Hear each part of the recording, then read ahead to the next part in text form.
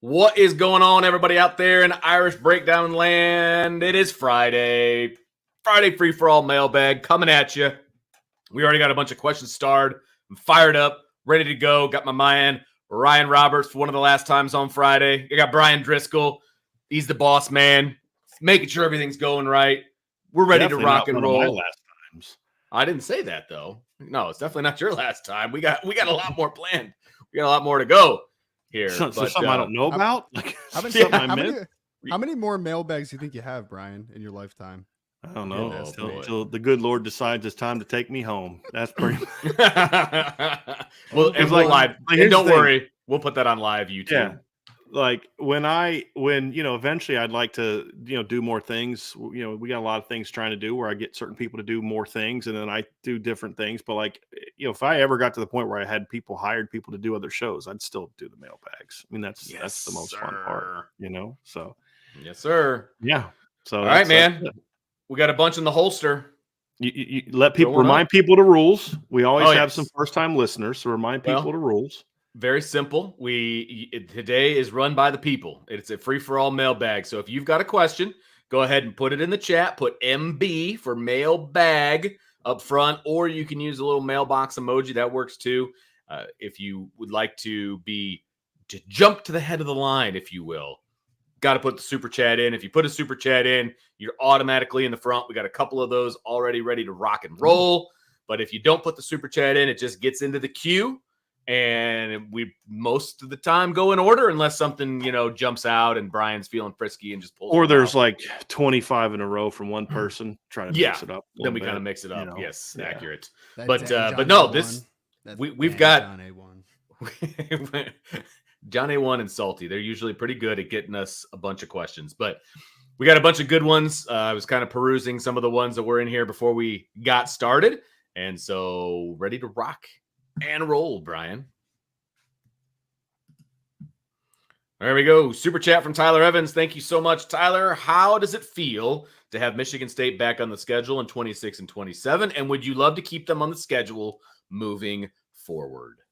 I was happy for it. Yeah. I mean, because I can only work off of my experiences with Michigan State, right? So for the bulk of growing up, Notre Dame and Michigan State was a pretty fun back and forth. I mean, I remember the Drew Stanton days and a couple of those. I mean, even that crazy, what was it, Charlie Gant off the fake field goal that won, right? I mean, they had some great games when I was growing up, man. They really did. Obviously, I was at that game, Ryan. The Little Giants play. Little Giants game. Yeah. It was sad. It was a sad end to that game. But, I mean, they always had a couple really nice back and forths, obviously, in the Brady Quinn era, moving forward into there. And I don't know. I've always had good respect for the Michigan State program. I felt like they were kind of built off of similar things, at least in that era of, running the football, playing great defense. They were, kind of that team that wanted to be a little bit, not a heavy mistake oriented team, obviously, ideally in a good world. So they were a fun team, a fun matchup. And yeah, I would be totally fine with them moving forward if it makes sense for the rivalry, if it does make sense. Well, Notre Dame fans always talk about, I want Michigan back on the schedule. And I could not care less about Michigan being on the schedule. I really could not. And I know I'm in the minority here in this group too, but I don't care. I never liked that series. I don't care about Michigan. I have all the issues that I've talked about before about why I don't want to join the Big Ten. Most of them have to do with Michigan. But if you're going to say, okay, well, I'm ticked at Michigan because of all the things that kept Notre Dame out of the Big Ten, well, then you kind of have to have respect for Michigan State because they were actually one of the few Big Ten schools that fought for Notre Dame and wanted Notre Dame in. So that always kind of got them on my good side. But the other part of it too is Notre Dame's played Michigan State a lot more than they've played Michigan, almost twice as much. And Ryan, you nailed it. I mean, some of the great games, growing up, there was always some tough games. They were always that blue collar team under George Perlis. And then they lost their way under John L. Smith and Bobby Williams and Nick Saban kind of brought them back to some toughness. Or they lost their way under, some other, George Perlis didn't end well. Saban did well. Bobby Williams didn't do very well. John L. Smith was not the typical Michigan State guy, undisciplined, not tough. And then they bring in Mark D'Antonio, and it's right back to what Michigan State football is supposed to be all about, man, which is toughness and all that type of stuff. And that's why I like the Jonathan Smith hire, too. Is, he's the guy that we're going to run the ball and play good defense and be a smart, disciplined team. And I'm like, even though he's a West Coast guy, he's very much a Michigan State personality. Yeah. in my opinion, Ryan. And so, yeah, I would love to see this series. I've said this, whether I don't know that I'd necessarily, I understand if you don't want to have them on every year, but what I've said at the very least, you should have one of Michigan State or Purdue on your schedule every year, at least one of them. And I'd be okay bringing both of them back to a degree. I mean, to be honest with you, making, maybe you go 4 with one, 4 with the other, something like that. But I kind of like it when you've got both of them on your schedule. In the next couple of years, you're going to have both of them on your schedule, I believe. I think in 26, I believe they play both Purdue and Michigan State, I think. Right. So I'm good. Like, I'm not in got to play all those Big Ten schools. No, you don't. You give me 1 or 2, and those are the 2 that I'd want to play. So I like it. If you're saying you have to pick one Big Ten school that you have to have on your schedule every year, that's a traditional Big Ten school. This would be it. Yeah, this would be it for me. Come on, Brian. They play USC every year. What are you complaining about? Traditional Big Ten team. They play Purdue and Michigan State back-to-back, actually, in 26. So I thought that was an interesting point. But I like Michigan State being on the schedule. You are not in the minority in this particular threesome. I'm the minority on that one. Yeah. I would much rather have Michigan State. I respect them more. I respect the rivalry more. Pretty much everything Brian said, but at the same time, I agree. I like Michigan State better. I don't get the flop sweats when I walk onto Michigan State's campus. I actually respect them as opposed to Michigan. So that's where I'll leave that. Is the flop sweats? I have like nervous, like you're like nervous sweating. Oh, like your stomach's flip flopping is what? Yeah, you're saying? Yeah. Okay, got it. Yeah. Yeah, Ryan, I had the same reaction. Like, I've never heard the flop sweats before. Really? You guys have never heard that term before? I thought you meant like you flop on the ground and then you start sweating for some reason. Like I was confused. I'm thinking Vince is having like a seizure or something like that. I didn't know what the heck was going on. According to Merriam-Webster, it is a nervous sweat caused especially by the fear of failing. That's what that is. Or you get sweat on your feet from flip flops. I don't know. I'm still trying to figure it out. That's another good one, Ryan. That would have made sense too. Yeah, never heard of that one before. Let's go ahead and move on. Let's go ahead and move on to the next one. I'm just glad to educate. That's what I'm here for. Yeah, all right. Every day. Remington Jeans, thanks for the super chat. Really appreciate it. Do you think we will see less soft tissue injuries this year with new style of strength coach? Also, you guys are the best. Keep it up. Well, thanks, Remington. You're pretty darn good yourself.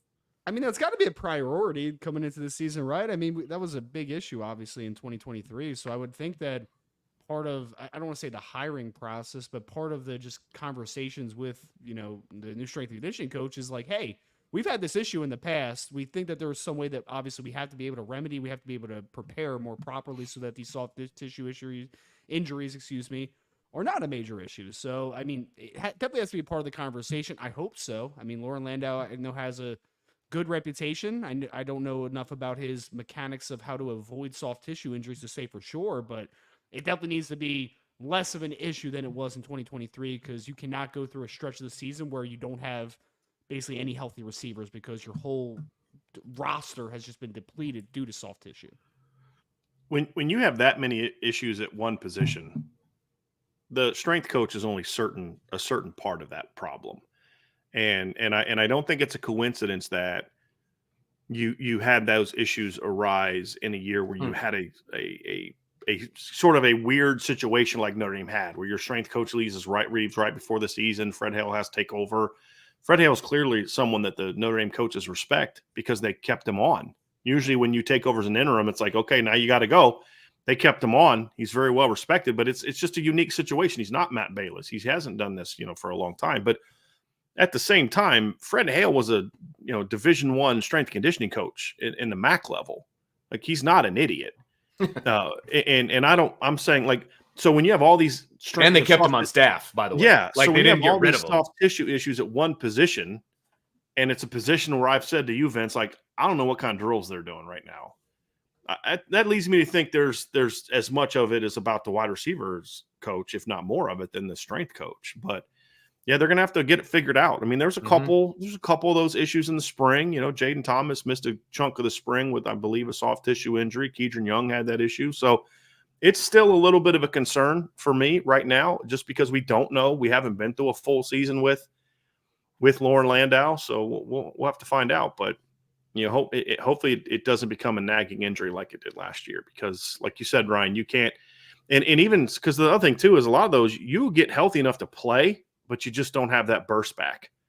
And that's that can without rest, it just need to shut it down. So hopefully that really hope that doesn't become an issue again this year. That'd be frustrating. AST 12321, thanks for the super chat. What is Electronic Arts, EA Sports, smoking with their Colorado rankings? Did you guys see that? They were like they were number 7 offensively and top 20 defensively, right? I didn't see defense what was their actual awful rating last was, year. but yeah. Their offense wasn't even that good last year. They were 29 points a game. It was like 29 points something. 28.2. That's it. That's it. So I think it was like maybe they only watched them like early in the year. Man, when they scored some points early, but I mean they were less than 20 points in 4 of their last 5 games, fellas, and that was against UCLA, good defense, Oregon State at home, good defense, Washington State on the road, not a great defense, but not bad, and then at a depleted Utah team. I mean, so it's like they were pretty terrible, and they only scored 6 points against Oregon. So I mean, that's a major, and their defense was atrocious. It was awful. They gave up 34.8 points per game last season. I mean, they gave up they gave up 28 points or more 1, 2, 3, 4, 5, 6, 7, 8 times. They only played 12 games. Right. Yeah. So, and it's not like they got a bunch of like new guys in that are going to make you think their defense is all of a sudden going to be phenomenal. I mean, they got some new players, and Travis Hunter's pretty good. At least athletically, he's pretty good. I think he'll get better this year. I mean, it'll be year 2 in the Power 5 level, year 2 of playing, both ways. I think he'll continue to get better and better and better as a corner. But like they make it out like this is basically like this is where Notre Dame was last year. That's how they're acting. Like that top 20 caliber defense. And I don't get it. I mean, neither one of those deserve to be. I would say if you wanted to have Colorado's offense around 20, like, all right, you're projecting a little bit, quarterback that's considered, top 5 quarterback in college football. I don't agree with it, but some people feel that way. You've got a young kid in Travis Hunter who's an ascending elite athlete at that position. You've got your offensive line should be a little better this year. You've got some guys here and there. Couldn't have been much worse. Yeah, it's a great point. It's a great point. It got much worse. But like the hype train, they acted like the offensive linemen that they went and got in the portal were all like Joe Moore award-winning type players, which was right. Which not if that was true, they'd be in the NFL. Right, 100%. So, hey, the hype around Colorado is real, just like it was last year, and it will come crashing down at some point when they aren't winning. I'm just fascinated to see how they actually formulate the like overalls on each side. Because like I'm thinking in my mind, like I'm sure they have Shedeur Sanders in like the 90s, somewhere in there. I'm sure they have Travis Hunter like high 90s because of how athletic he is. But like after that, to be a high 80 or a 90 overall offensively, who else is like bolstering that ranking, that rating? I don't know. I mean, they lost Dylan Edwards. They lost Xavier Weaver, who was another talented receiver for them last year. I'm just like kind of like, who else is a 80 something overall on that offense? Like I don't know if I have an easy answer for that. I mean, they got the transfer running back, right? Amos is going out there now. Rashawn Amos, I think so. Yeah. Okay. Yeah. I mean, maybe he's an 80 something, but like otherwise, it's like I don't know. I don't know where the 80s are in this offense. I don't know. Yeah, I mean they're projected to be the 11th best team in the Big 12, but they're 18th overall with their ratings. Like come on, man. Like this just doesn't intersect with reality, unfortunately. No. So yeah, it's pretty lame. And did they have Notre Dame in the top 20 on offense? I'm trying to find that one. They did 17, I think, something like that. So one step above. They were 17th. No, Colorado was 18. They were tied. Listen to this. They were tied for 17th with Texas A&M and Memphis, and they were behind NC State. There you go. And Kansas. Which, whatever, I get the hype if Jalen Daniels is healthy, but like Penn State was a higher than Utah was 11th. I'm like, okay, did you guys like not watch Pac-10 football last year? Like, did I miss something? Utah averaged, comeback, baby. Ryan, Utah averaged 23 points a game last year, dude. Like 11th. Come on. See, we should have gone after Cam Rising instead of Riley Leonard. What were we thinking? Yeah. I love the sarcasm in your voice on that one, Vince. He was hurt. He was hurt last year, Vince. He was hurt Yeah. last year, man. I He's know. on the comeback. Comeback player of the year if they have one in college Absolutely. football. All right, let's get to a couple real serious questions here, guys. So I need to address some rumors out there. Okay, USMA 87 is the real reason Ryan is leaving. His refusal to watch Top Gun Maverick. You guys caught us. We we masked it as Ryan got a new job, but in reality, he missed the deadline to finally watch Top Gun Maverick. I mean, we have standards here at Irish Breakdown, and you don't if you can't meet the standard. Yeah, we don't employ communists. Still never seen it. Yeah, no, in all seriousness. But he told us that Vince was actually more pissed about it when we talked about it before the show than I was. I saw Inside Out 2 though recently, so that's what's up. Hey, was that actually good? It was all right. I enjoyed it. The first one. It was Juliet's first time in a movie theater, so it was good. How'd she do? She did great, dude. Okay, that's awesome. She had her popcorn at school. They made her this thing that's called like a candy salad or something, which is literally just candy in a bag. So yeah, she's got her candy. She had her popcorn. She was chilling. She was good and sugared up by the time you guys got out of there. It was great. Well, she crashed after that. There you go. I gave her the candy early in the movie so that on the way back she's ready for a nap. You know what I'm saying? Nice. So yeah, that's well done. No, it was good. It was good. I had a couple of laugh out loud moments in there. You know, we took the whole family, like plus friends. Oh, you saw it too? So we took we had like a whole row at the theater. Yeah. Nice. Dylan, he still has plenty of immaturity about him. Yeah, he does. Yeah. No, I was going to say you have a lot of kids. Yes. You have a lot of kids. Yes. Yeah. We literally almost had an entire row. So you say buddy on ticket packages though, right? It's only we got a lot of those package deals for the popcorn and drinks. And you know, we went to the 10:30 showing too, because it's the cheapest on a Sunday morning. You go up to the concession and they're like, would you like to use your points? And they're like, oh, sorry. We can't use all of these. This is too much. Too many points. Way too many points. Yeah. Well, there's an awesome theater around here. Tickets were $4 a piece. Where? Up at in Niles at Wonderland Theater. That's where you need to go. We go to the one over by Notre Dame because we have 1 million points backed up. Like Ryan said, we went last time. Tickets are free, and we paid like $2 for the popcorn and 2 drinks and 2 things. We don't go to the theater enough to accrue points that. I think the theater near us has like a Sunday morning movie special that's only like $1 or $2 or something like that. Yeah. Something like that as well. Yeah. So, It's not from going, Vince. It's if you're a member of their little Cinemark club or whatever, you get. But don't you pay for that? Yeah, but if you think about how much you pay for it a month, it's still way less than if you actually go to the movie a couple times.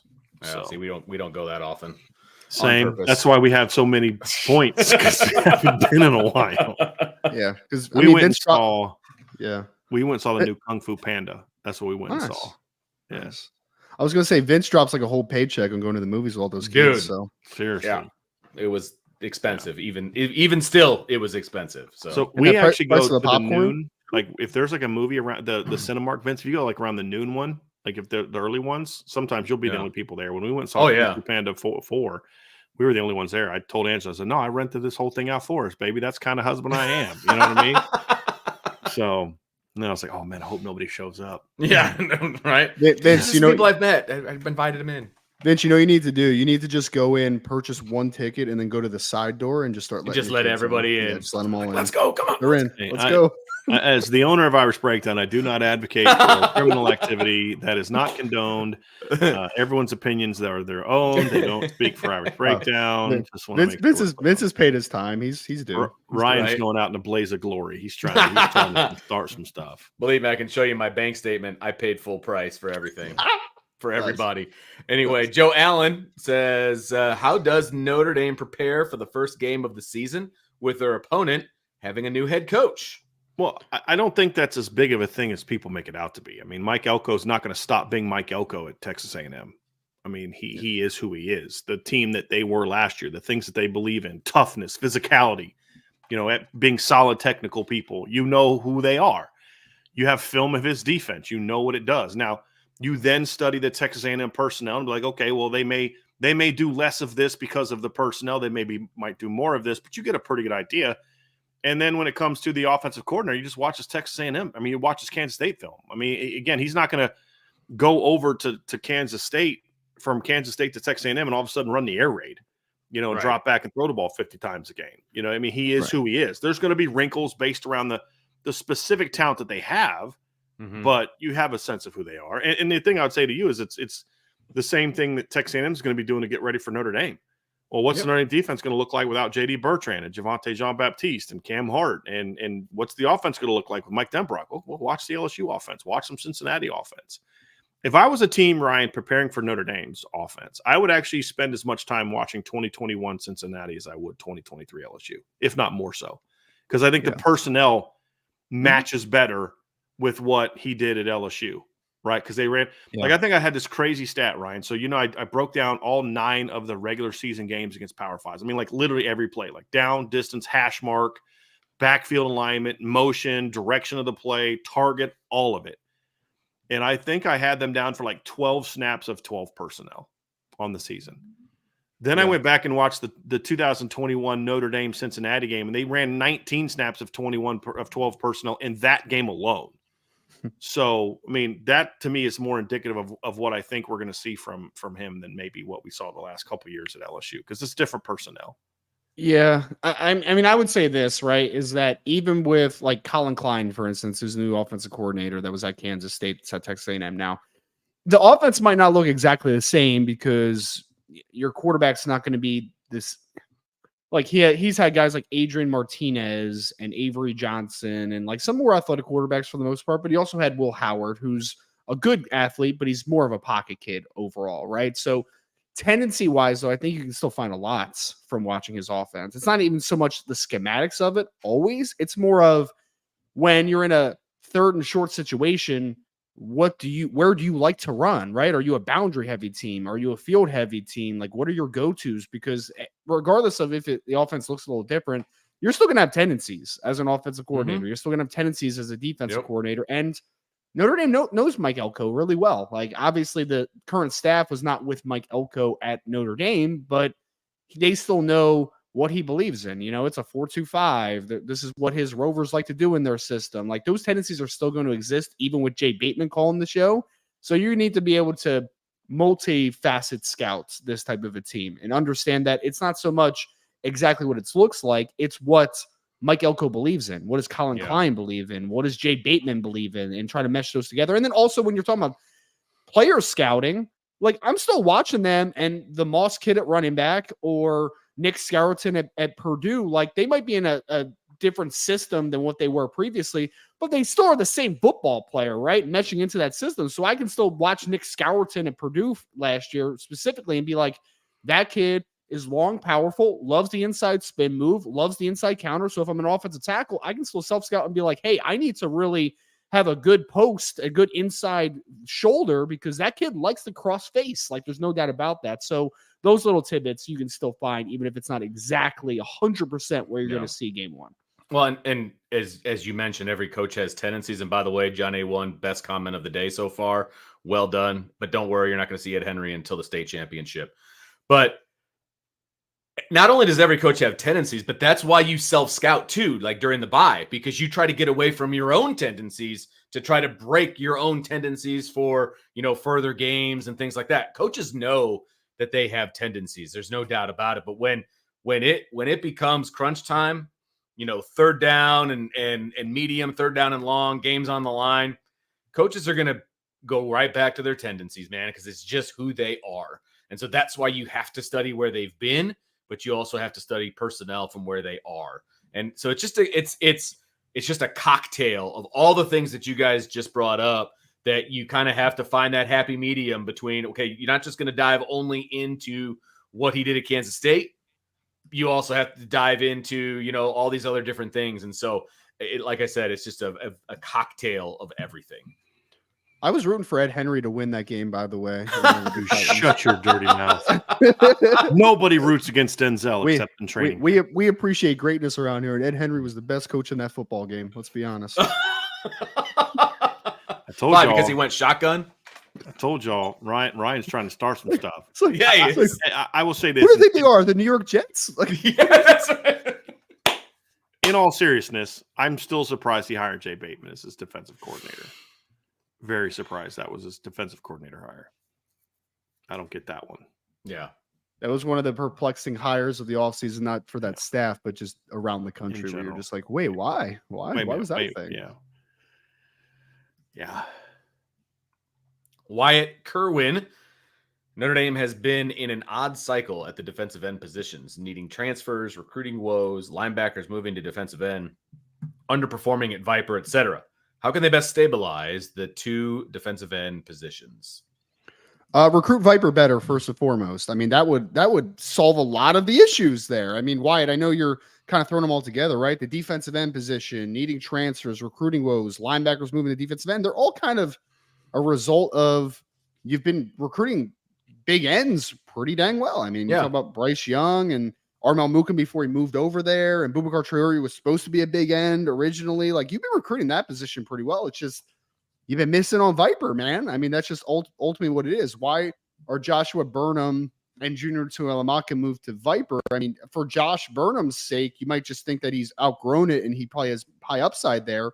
But also, there is a necessity there. You need to find guys that could have potentially played that when they did make that move. So I think first step, recruit Viper better. Viper better. Then you replenish the depth chart. And then from there, it's about developments, which it always should be. But I think if you want to really stabilize it, let's recruit Viper better and then move forward from there. Let's be honest about something, too.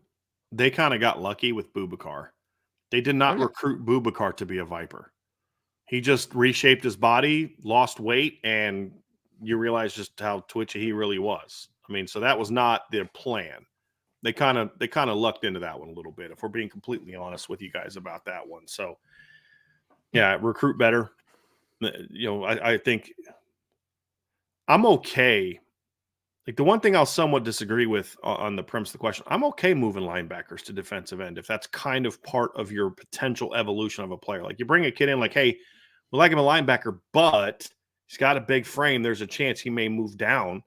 I'm okay with that. I mean, a lot of teams used to make a living on that. I mean, Miami back in the day, that's what they did. I mean, they take big safeties moving to linebackers moving to defensive ends moving to defensive tackle. Lou Holtz did a lot of that. I mean, let's not forget that Chris Zorich and Bryant Young were both recruited as linebackers. If I remember, I know Bryant Young was for sure. I believe Chris Zorich might have been as well. Some of folks may be able to refresh my memory, but there's a lot of guys like that were recruited to play linebacker. So I'm okay with that if that's part of your plan. Hey, we always go over a guy at linebacker because we always get some, you know, Josh Burnham type or that's what was still bothers me about not taking Marco Jones is that kind of guy. But I'm okay recruiting those type of players and saying, hey, look, if the need is there, move them down. That's one of the things I love about Preston Zinner. So I don't think you need to recruit, but recruiting better to me. And Ryan, I think you and I agree on this. Recruiting the Viper position to me doesn't mean you only recruit pure Vipers. It also means maybe you go over at linebacker and you recruit guys with some of that flexibility along with recruiting Viper specific type of players. It's got to be both. If that's the plan, I'm fully on board. I think the frustrating part of just kind of evaluating the recruitment, I think from a fan perspective is, like you mentioned it already, Boubacar was not supposed to be a Viper. I mean, like, that kind of saved you a little bit. Joshua Burnham was supposed to be a linebacker at first. I don't know if there was an intention of like, hey, he's going to be a Viper probably pretty quickly into his career. I would be shocked if that was the trajectory that they thought when they were recruiting Junior Tuihalamaka, that they were like, oh, he's going to be a Viper in 2 years. I don't know if that projection was necessarily there. I am fine if Al Washington, Al Golden, Max Spola, and Marcus Freeman, if their plan is, hey, we like these four linebackers more than taking an extra defensive end because that one linebacker over there has the potential to grow into that Viper. We think that he could be that. I'm totally fine. I just think that it's more of a, I don't know if necessarily that is the plan, though, that has been taken. I think it's just more a necessity thing. But if they choose to go with that plan, I'm totally fine with it. Like, I'll put it like this, Brian. If they land four linebackers in 2025, if they land Nathaniel Wusu-Boateng and Madden Faremo down the road, if their plan all along is, you know what, Madden's the Viper and we've recruited three other really good linebackers, I'm totally cool with it. But I have a thought and I worried that in a year or so, they're going to have to move Madden That's the because they problem. have to move Madden, right? Which is not Right. initially part of the plan. Or let's just say, like, hey, Bodie Cahoon shows up on campus and he filled out really well, and we love his length and he's pretty twitchy. And recruiting for linebacker this year allows us to move a kid like that. I mean, there's all types of scenarios where, like, if that's part of your plan, cool. Right. But it's the same thing like when we talk about playing freshmen, right? You never want to play a freshman because you have to. You want to play a freshman because he earns it. You never want to have to move it. You don't want to move a guy because you have to. Now, at times it's worked out for Notre Dame. I mean, hence the secondary last year. You know what I mean? Like, if it's not for not planned position moves, then the secondary looks a whole lot different last year if you don't have Cam Hart and Xavier Watts. Yep. So you're always going to have that. I mean, that's what good coaches do. Go get football players. I mean, it's like you're recruiting Dallas Golden to play this position. He's one of those guys you look back and say, that's where you're recruiting him to do, but that kid may end up doing 7 other different things. You just never know. So I'm okay doing that. But like you said, Ryan, when you're doing that and you're just like, well, we struck out at Vipers, so we're just going to move Dom Hulak there. That you can tell me all you want. You can spin it all you want. No, we just like him more. No, you don't. No, you don't. You didn't wake up to yesterday and realize he's a Viper. You missed, and now you're trying to spin it. Now, that doesn't mean that Dom Hulak can't play there, but now you kind of took him away from the position you kind of thought he was going to be able to play because you had some misses over there. And that's happened too much on the D-line, in my opinion. And that's the part that has to stop. So, yes, we are definitely on the same page on that one. Coleman Smith, how does the nickel position get played differently when Osbury is in, except for Jordan Clark? I mean, they're totally different players, obviously, Coleman, right? So we're talking about Jaden Osbury, who, although can definitely play in space and will play in space, he's a linebacker, right? Like, he's a guy that you are more willing to reduce down and let him play in the box consistently. Jordan Clark is a alley player as a run defender. He's a guy that you still want to play from depth and play from a little bit of space. So how you play differently is Jaden Osbury, I'm okay with playing him as a big nickel if I'm playing against a team that maybe trades a ton or they motion a lot, where I'm going to be forced that nickel to reduce down into more of a 4-3 alignment than a 4-2-5 alignment. That actually plays into his strengths very well. Jordan Clark, that's not an advantageous situation for him because he's 5'10", 195 pounds. Like, that's just not going to necessarily play to his strengths overall. So it's a personnel thing more than anything. For a team that is able to go from spread-ish to more reduced in an alignment perspective, you need to have guys that can match up against that. And I think that's why Jaden Osbury is a very interesting cog. Jordan Clark is more of a, you can blitz him off the slot. You can do some things in that regard, but you do want him playing against a more traditional space-oriented team, a little bit more of a spread look offensively. So that's just kind of what you're putting those guys in to do. And then in the passing game, like Jaden Osbury against a bigger slot, a tight ends, maybe a running back, like they can play man-to-man coverage, but you're not going to play as much man-to-man coverage with Jaden Osbury as you are with Jordan Clark, because Jordan Clark is a true defensive back. So you're going to have to mix and match your coverages a little bit more, in my opinion, with the Jaden Osbury. You can play a little bit more just heavy man with Jordan Clark than you would with the Jaden Osbury. But overall, it comes to offensively, what are they trying to accomplish? Are they trying to get a little bit more reduced in their alignment? Do they motion a lot to get to that reducement? Ultimately, that's what Jaden Osbury brings, the ability to match up against a team that might be heavy run oriented or a team that can go to more of a reduced look out of a spread look. You're going to run fit behind that player differently too, depending on who's in the game. And you'll see Notre Dame do this. Your safeties will be a little bit more alley oriented when the nickel's in the game, for a lot of the reasons that Ryan talked about with that, and it's because it's the same thing that you had an issue with last year with Thomas Harper, and the same issue you had 2 years ago with Tariq Bracy. Is like, if teams can have really good slot blockers and get that quick perimeter passing game, that perimeter run game, you need to have your safeties helping to fit properly off of that.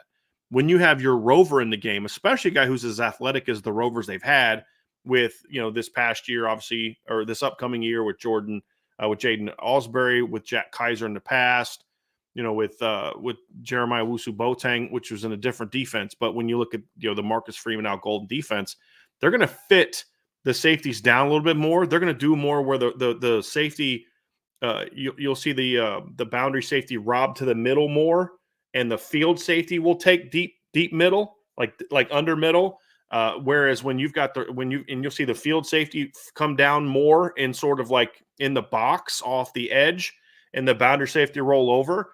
Where when you have the nickel in the game, that field safety has to do a little bit more preparing for that. And then you'll also see them too, when the nickel's in the game, they'll sometimes get a little bit more aggressive with their corner as well, the outside corner. And to Ryan's point about playing more man, where when the nickel's in the game, you'll see that field corner play off a little bit too. So it'll impact other positions as well when you look at how Al Golden does that.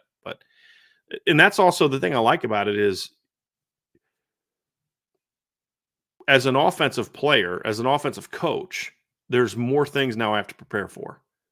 It's not just like one look, like, okay, yeah, when he's in the game, they do this. When he's in the game, they do that. Sure, you know what it is, but that's more stuff you have to prepare for as an offensive coach. We have to have a plan against this guy. We have to have a plan against that guy. And if they're both good, that can be a challenge. So, Ryan, it's so important in today's game. And we talked about this a couple years ago. You and I did. We said, look, this is going to come to college football very soon. Like very soon, playing more situational football. And that's exactly what's happening now. And Al Golden's one of the best at it, to be honest with you, in college football right now is that personnel, that situational football, having different packages for different things, and then being able to implement it in a way where his players can execute it at a high level. Right. He's very good at that. And we knew it was coming. And when you play the kind of schedule that Notre Dame plays, you have to have that. It's really good for you because now you can emphasize certain things one week over another because you have so much in that it helps you to match up against some of the different teams you play. Where in the past, Ryan, if Notre Dame would kind of have their base defense, some teams just presented tough problems for them and they didn't really have answers. Now, because the defense is so multiple, they have answers for everything. And it's the players get better. That makes it a little easier as well when you have better players. Well, that's why it's so cool seeing what they're doing in 2025 from a secondary recruiting perspective. To the vein of this question is Dallas Golden could play boundary corner. He could play field corner. He could play nickel. He could play safety. He could play anywhere in the secondary pretty much. I think Creed Thomas could play field corner and safety, maybe even a little bit of nickel. I think that Mark Zachary could play nickel and field corner as well. I think that Ethan Long could play either safety spot and then maybe even drop down to play a little bit of a bigger nickel at times as well. I mean, so you have a bunch of Ivan Taylor could play. Ivan Taylor could start as a nickel as a freshman potentially. Like, I mean, I think he has those types of movement skills. So you have a very diverse group that can do a lot of things. And I think, again, that's a testament to the times are changing. Like, you need guys that can be a little bit more diverse in how you can use them. It's not just a one-trick pony in the secondary. I think you're rarely going to see, I mean, it's going to happen occasionally, but you're rarely going to see Notre Dame sign a kid that can only play one spot in the secondary, and that's it. That's all he can do. Benjamin Morrison would be a really good field corner with his range and some different things that he does. Like, and I think he's better in the boundary because he just gets to cover more, and field you have to be more of a dual threat type of guy, but he could certainly do it. Ryan, this secondary class, if they can keep Ivan Taylor, has, in my opinion, two guys that could conceivably start in the nickel next year with, like, in that rotation with base defense, Jaden Alsbury, past nickel, you could go with Dallas Golden or Ivan Taylor. I could see either one of those guys winning a starting job next year, and then both may be playing, depending on what some of the needs are at some other positions. I know we talked about a comp for Dallas Golden. I know that we both like the comp of Cooper DeJean because I think that I can see a similar path of year one, Dallas Golden's your starting nickel, and he's really good there. And then year two, he's your starting boundary corner. I mean, like, he can make that type of transition sort of the same way that Cooper DeJean did this for the last couple of years for Iowa. I love that comp because Cooper DeJean was also a guy that was, I called him, I think, DeJean yesterday, but he's a guy too that was a dynamic offensive player in high school as well. Oh yeah. And I like, and I think he could have played it in college. And didn't they put him on offense a little bit at one point in time in Iowa? I knew he was a returner. I think he was a really dynamic punt returner for them. I'm not sure about the offense though, but yeah, I mean, dude, Iowa just finds those kids, man. Like, they find those kids that are just like because DeJean was actually a decent recruit. I think he was a 4-star. Like, I don't think he was like that 3-star from nowhere guy of a couple of them, but like, I even think of like when they had Lucas Van Ness a couple years ago, that was the defensive end that went in the first round to the Green Bay Packers. I remember looking at his recruiting profile and he was like a 3-star, but like, you saw some of like the weird athletic things he did on film. You're just like, Iowa just finds those kids, man. Jack Campbell and him. Apparently, Jack Campbell's got a younger brother that I think was like the 2024 class, Drew Campbell, I think, signed with Iowa. So they just find those guys, man. They find them. Cooper DeJean, by the way, Ryan, was considered a 3-star by Rivals and ESPN, but 247 Sports had him as the number 149 player in the country. On three had him around there too, but they're full of crap because they did that after the fact. That was that class that they graded after they were already in college, which they would have been super high on him. Absolutely. 100% super high on him. Yeah. I would have been really high on John Elway too. Would have been so high on him. I couldn't even imagine. Yeah. Well, that's what's funny because actually you probably would have because he was considered one of the best quarterback prospects. Have you guys ever looked back? He's my type. Yes, he is. Have you guys ever looked back and looked at that recruiting class that John Elway was part of? It was very similar to the draft class that he was a part of, which was one of the greatest draft classes ever. But yeah, this is a stupid question. Who even graded recruits back then? I mean, honestly, what outlet would I look at? I don't know if there wasn't like outlets like Parade All American. I think was a thing back then. Alan, what was his name? Alan something did something. The prep report. I don't know. Great actor, Alan Rickman. He was with Scout for a while. Yes, he was. I can't remember the guys. Alan Wallace might have been one of those guys, but like it was more of like I think that was actually even pre-Tom Lemming, but I think it was like there was like the Parade All Americans, and there were some outlets that did that. But it was I was going to ask if I had to look up like the Lemming report to find it or something. I'm sure Tom has a picture with John Elway back probably. In the day. I'm sure he does. It was something like that though. Like I remember the first recruiting service that I knew of when I used to love high school basketball recruiting was Bob Gibbons. He would send like this monthly report and all that kind of stuff. So, and then of course there was I still remember being in college or when my first year coaching, calling Tom Lemming's 1-900 number when it was getting close to Mo Stovall making a decision. Cause I was like, or no, it wasn't. Yeah, I think it was Mo Stovall's class. And Tom knew how to make some money back then, boy. Tell you what. He'd tease like, we're going to talk about most of all, and then like 10 minutes of just this other crap I don't care about. I'm like, I'm paying per minute, man. Come on, give me the most of all news. I forget what network it used to be on, but I used to watch the Lemming Report growing up. Like, it used to be on TV, and he used to have like the backstories and all a bunch of recruits and stuff. Yeah, it was cool. It was awesome. It was cool. Yeah. Nobody works harder from that standpoint than Tom. He's he's a good dude, man. It's a good dude. Got another super chat from Rob Osgood. Thank you very much, Rob. Appreciate you. Saw Marcus Freeman has gone to some NFL teams to see how they prepare. You, as a head coach, which teams would you want to visit and why? Well, I mean, it's got to be teams that are very successful. I mean, first and foremost, right? So, I'm looking for stability, right? So, I mean, some teams that would like John Harbaugh with the Baltimore Ravens would be one. I mean, he's been there forever. The Baltimore Ravens are a consistently good team, it seems, every single year. He would definitely be a guy that I would want to, kind of just see what he's been doing, as far as just kind of being stable every single year. Mike Tomlin, I guess, with the Steelers, he's been there forever. I feel like they're always in the playoff hunt every single year. I mean, it's the teams that have shown stability over the years. I mean, like if I was a offensive guy, I mean, I would love to go check out with Sean McVay and Kyle Shanahan and a couple of those guys to see just kind of what they're doing offensively. But if I'm talking about just from a preparation perspective, doing that type of stuff, guys like Mike Tomlin, John Harbaugh, the guys that have been there for a long time that seem to just put out a good product every single year. There's some, I mean, for me as a head coach, I think you nailed the ones. The Harbaughs are great choices, because also the thing about the Harbaughs is I think their philosophy of successful football is much more similar to what Marcus Freeman's is. Play great defense, be physical, run the ball, that kind of thing, win a certain way. And as you mentioned, right, I mean, has there been a more consistent coach than John Harbaugh the last 15, 20 years? Maybe Andy Reid, right? I mean, yeah. Because Reid had some good years with the Eagles too. He didn't just like people act like, well, Andy Reid didn't do much before, Pat Mahomes. I'm like, he didn't win a Super Bowl, but they were in the playoffs every year with Alex Smith. They made 4 NFC Championship games in a row. So they were pretty right. Good. So I mean, he coach in a Super Bowl with wasn't he the head coach of the Eagles when they played the Patriots in the Super Bowl? When T.O. had to put the pins in his ankle to be able to play or whatever. Yeah, Great performance, by the way. But yeah, so Yeah. guys like that, he'd be someone I would want to meet with when it comes to. I'd say, hey, I'm going to go meet with this guy, and hey, Denbrock, why don't you go meet with Andy Reid and just talk about like how you put game plans together, like how you break a team down, what are the things you look for. Because like one of the mistakes coaches make when they are trying to learn about the game and is they'll want to talk scheme. And the best coaches will be like, look, don't ask me about what scheme we run, because that's not really what matters. What matters is ask the best offensive minds, how do you break down opponent film? What do you look for?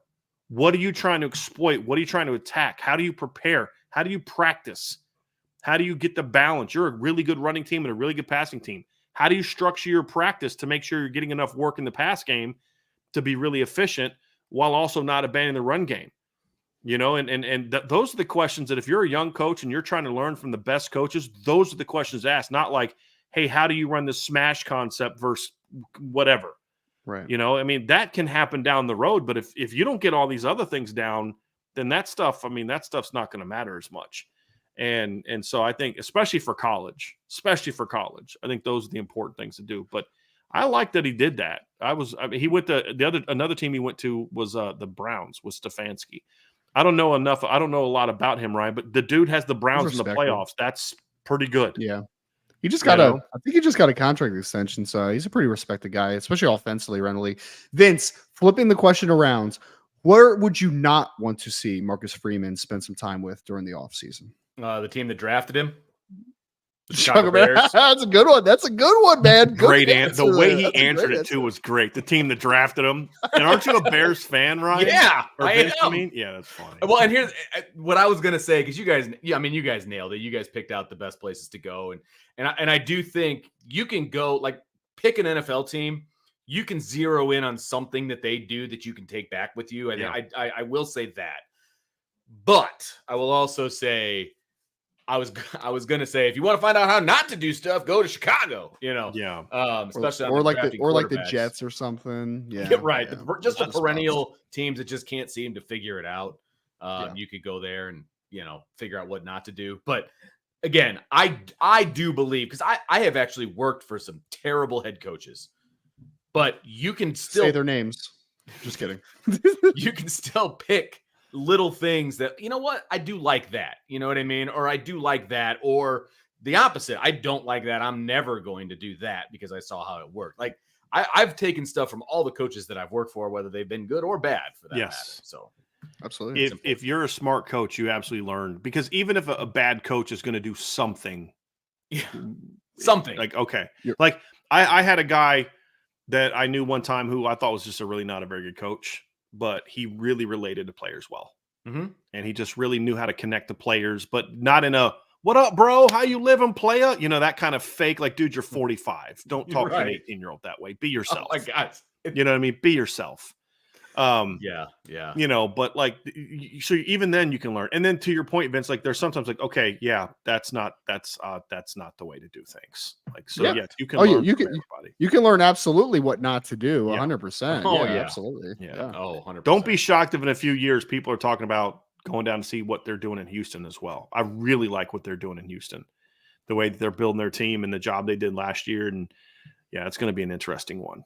They're on my radar of potential teams that I may eventually commit to now that I'm decommitted from the Broncos fence. So do you have like a timetable for when you're going to make this decision? Yes, when I actually start giving a crap about the NFL again and have a desire to watch it. You watched games last year in the playoffs. Yeah, I always say I've never hidden the fact that I watched the playoffs in the Super Bowl. So we got to wait till the playoffs to find out. All right, because I still don't care about the specific teams. I just that's to me. It's the reason I watch the playoffs in the Super Bowl is that's the best of the best.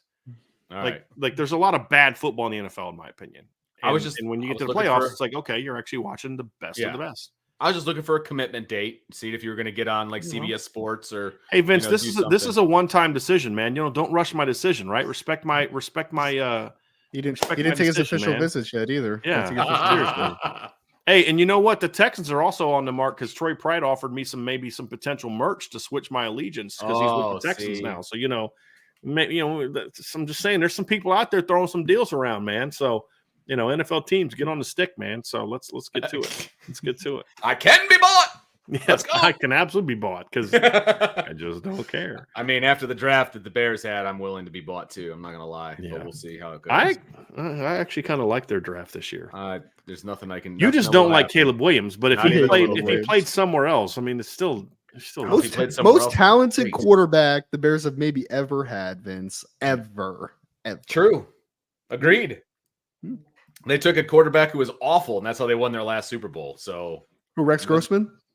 Oh, I said oh, won before the that. last Super I Bowl, know, not I'm went just to. kidding. Jim Guy was McMahon half is not blind. awful. What's that? Jim He wasn't McMahon was a awful. He was tremendous blind. quarterback. I mean, come on. Like later in his career, but Jim McMahon was a tremendous quarterback before all I don't the know if I'd injuries use the and word stuff followed. tremendous. He was Yeah. good. He Did was you ever good. watch him in college? Yeah, but not in Oh, college. no. BYU. Yeah. Dude was a Yeah. beast. His CT is so bad that he has to wear sunglasses every Yeah. second of the day now. It's insane. Yeah. It's actually Yeah, insane. he's a very talented. Like he can't handle the light anymore. It's Yeah, it's wild. really sad. He just really couldn't stay sad. healthy. That's the big problem for this Jim is true. McMahon. But yeah, he is a very talented quarterback. The thing for me though is picturing Jim McMahon of all people at Brigham Young. That's Yeah. a solid point. I mean, That is a really? solid point. But in 1980, dude threw for 4,500 yards, 47 touchdowns, and 18 picks, which back then that wasn't that big of a deal. But his last year at BYU threw for 3,500 yards, 30 touchdowns, and 7 picks. Like, he was a dude. He actually, the year he had 47 touchdown passes, he also rushed for 6 touchdowns. So he accounted for 53 touchdowns That's that pretty season. good. So That's pretty yeah, good. he was a dude. He was Vince a dude. just He doesn't- just was Vince- banged up in the NFL. Vince doesn't like quarterbacks that wear headbands. I think that's Yeah, his thing. that could be it. That could be it. If you want to watch an old game, like one of the most entertaining games from back in the day, go watch the 1980 Holiday Bowl between BYU and SMU. Now, you may not think about it today, but BYU was really good back then, and that SMU, that was part of the Pony Express. That was, I think that was that Dick? I think that actually was Dickerson's freshman James? year. I Craig think it James? was his freshman year. Let me look that up. I Him could and be Craig wrong James on came that. in together. So yeah. Yes, I think that was Dickerson's freshman year, but it could have been the year right before he got there. But I believe it was Eric Dickerson's freshman year. No, it was his sophomore year. Yes, so it was his sophomore year. So it was him and Craig James were both on that team. Did So he still have his gold Trans Am as a sophomore? Or Yeah, I mean they can't take it back. That's right. I mean, can't. Hey, that's what one of my favorite quotes from that series was. Like, hey, we cheated and he didn't take our bribe. You know what I mean? Like, who do you Right. complain to about that? Exactly. Yeah, that's a good one. It's going to be interesting. Yeah, it is. It's going to be interesting. All right, John A1, who is going to be the top Notre Dame receiving target on the outside, and who does it need to be? I think best case scenario is that it's Chris Mitchell, in my opinion. And that would honestly probably be my pick of who it will be as well. I think that for me, the things I'm comfortable with in the passing game right now, if Mitchell Evans is healthy, I expect him to be a very good player. I also expect Jaden Greathouse to take a big step forward, and I expect Jordan Faison to obviously do a lot of good things in the slot as well. On the outside, you have a lot of talents, but the question is who takes that mantle as the guy outside on each side. I think that why I would pick Chris Mitchell for both categories is that if this offense could be as good as it possibly can be, I think you need someone outside that can stretch the field vertically and to take a lot of attention away from Mitchell Evans, Jaden Greathouse, and the running backs out of the backfield. And I think that's Chris Mitchell. As far as 2024, the guy that has the best ability to do that. 2025, we'll obviously be talking about Cam Williams a lot more. We'll be talking about some of the younger guys, but I think Chris Mitchell, for this offense to be the best version of himself in 2024, it would be advantageous for him to be that guy outside. I also think they need somebody to step up in the boundary and be very dependable. When you look at Mike Denbrock's offense, that boundary position is much more important than it was in Jared Parker's offense last season. Much more important. So whether that's Jaden Thomas, whether that's Bo Collins, whether that's Deion Colsey, Micah Gilbert, or a rotation of them, like a kind of, they all have different moments. I do think they need somebody in the boundary to be that. Because when you look at how Denbrock runs his offense, they'll do a lot of 2x2 stuff, but he also likes to go 2x2 and then motion to 3x1 and run a lot of those 3-man concepts to the field and then have a one-on-one receiver with a sort of a back action or somebody coming backside. You got to be able to win Like you've got to be able to win one-on-one in those situations. And when they're in those situations, I mean, if you don't have a boundary guy that can win in those situations, it does kind of limit your offense because you can say, hey, look, we're going to put our best corner. And hey, you're playing Michigan in the playoff. All right, Will Johnson's going to take your boundary away. You're not going to win anything there. And we're going to be able to shift our coverage over here and beat you with numbers over here. If you don't have a boundary guy that can make you pay at times or a boundary rotation, it doesn't have to be one guy. If it's Jaden Thomas 1 week, and Bo Collins the next, and Micah Gilbert the next, and Deion Colsey the next, so be it. But that position specifically needs to give them a lot more than it did last year. I don't know that his offense can run in peak form if they're not getting at least 50 catches from the boundary this year, Ryan. But at the same time, it's not a guy. You're right. I mean, the one player, Chris Mitchell, spreading the defense. I mean, how we talked about this. Was it me and you, Ryan, that talked about this? Or you and I, Vince, where started talking about, like, with some of the routes that Denbrock likes to run with the slot. There's a slot fade and stuff, but there's a lot of like those in routes and some out cuts. If Jaden Greathouse is just working you there, and Mitchell Evans is working you there, you have no choice but to start getting your safeties involved in those matchups, which now puts Chris Mitchell in a lot of one-on-one situations. It's the same thing, Ryan. If you're not afraid of him beating you over the top, or if he can't beat you over the top, then it's going to allow you to be more successful, taking away a lot of those things that you're going to really love with Jaden Greathouse and Mitchell Evans. So the outside position is very important. I think it's speed, it's big plays from the Z, it's volume and winning one-on-one on comebacks and ins and digs. Like Denbrock loves running digs backside.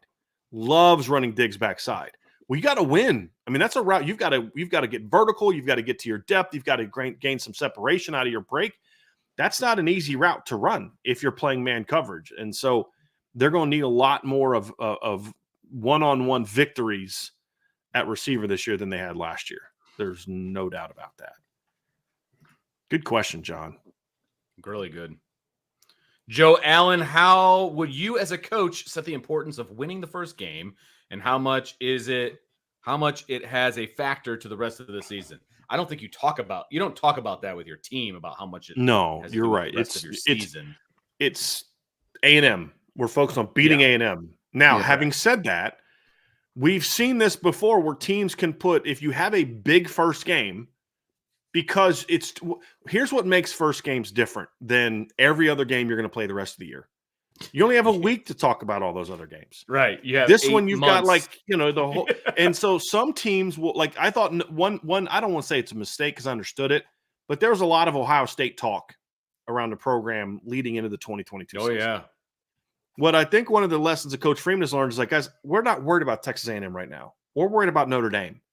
We're going to get ourselves to be the best team that we can be, so that way you're not putting so much on them that if you happen to lose that game, you just kind of have a Marshall the next week because you just kind of have that big letdown. So the focus is not on that right now. When you get to that point in time, I'm not going to also say that the first game isn't huge for Notre Dame, because, Vince, it's what you and I talked about the other day, right? I mean, so it's like, Ryan, the point that Vince and I talked about the other day is you lose that first game, the pressure from here on out is ramped up even more because your margin for error just got way thinner. Yep. Because now you lose one more, I can't guarantee you that you're going to be in the playoff this year.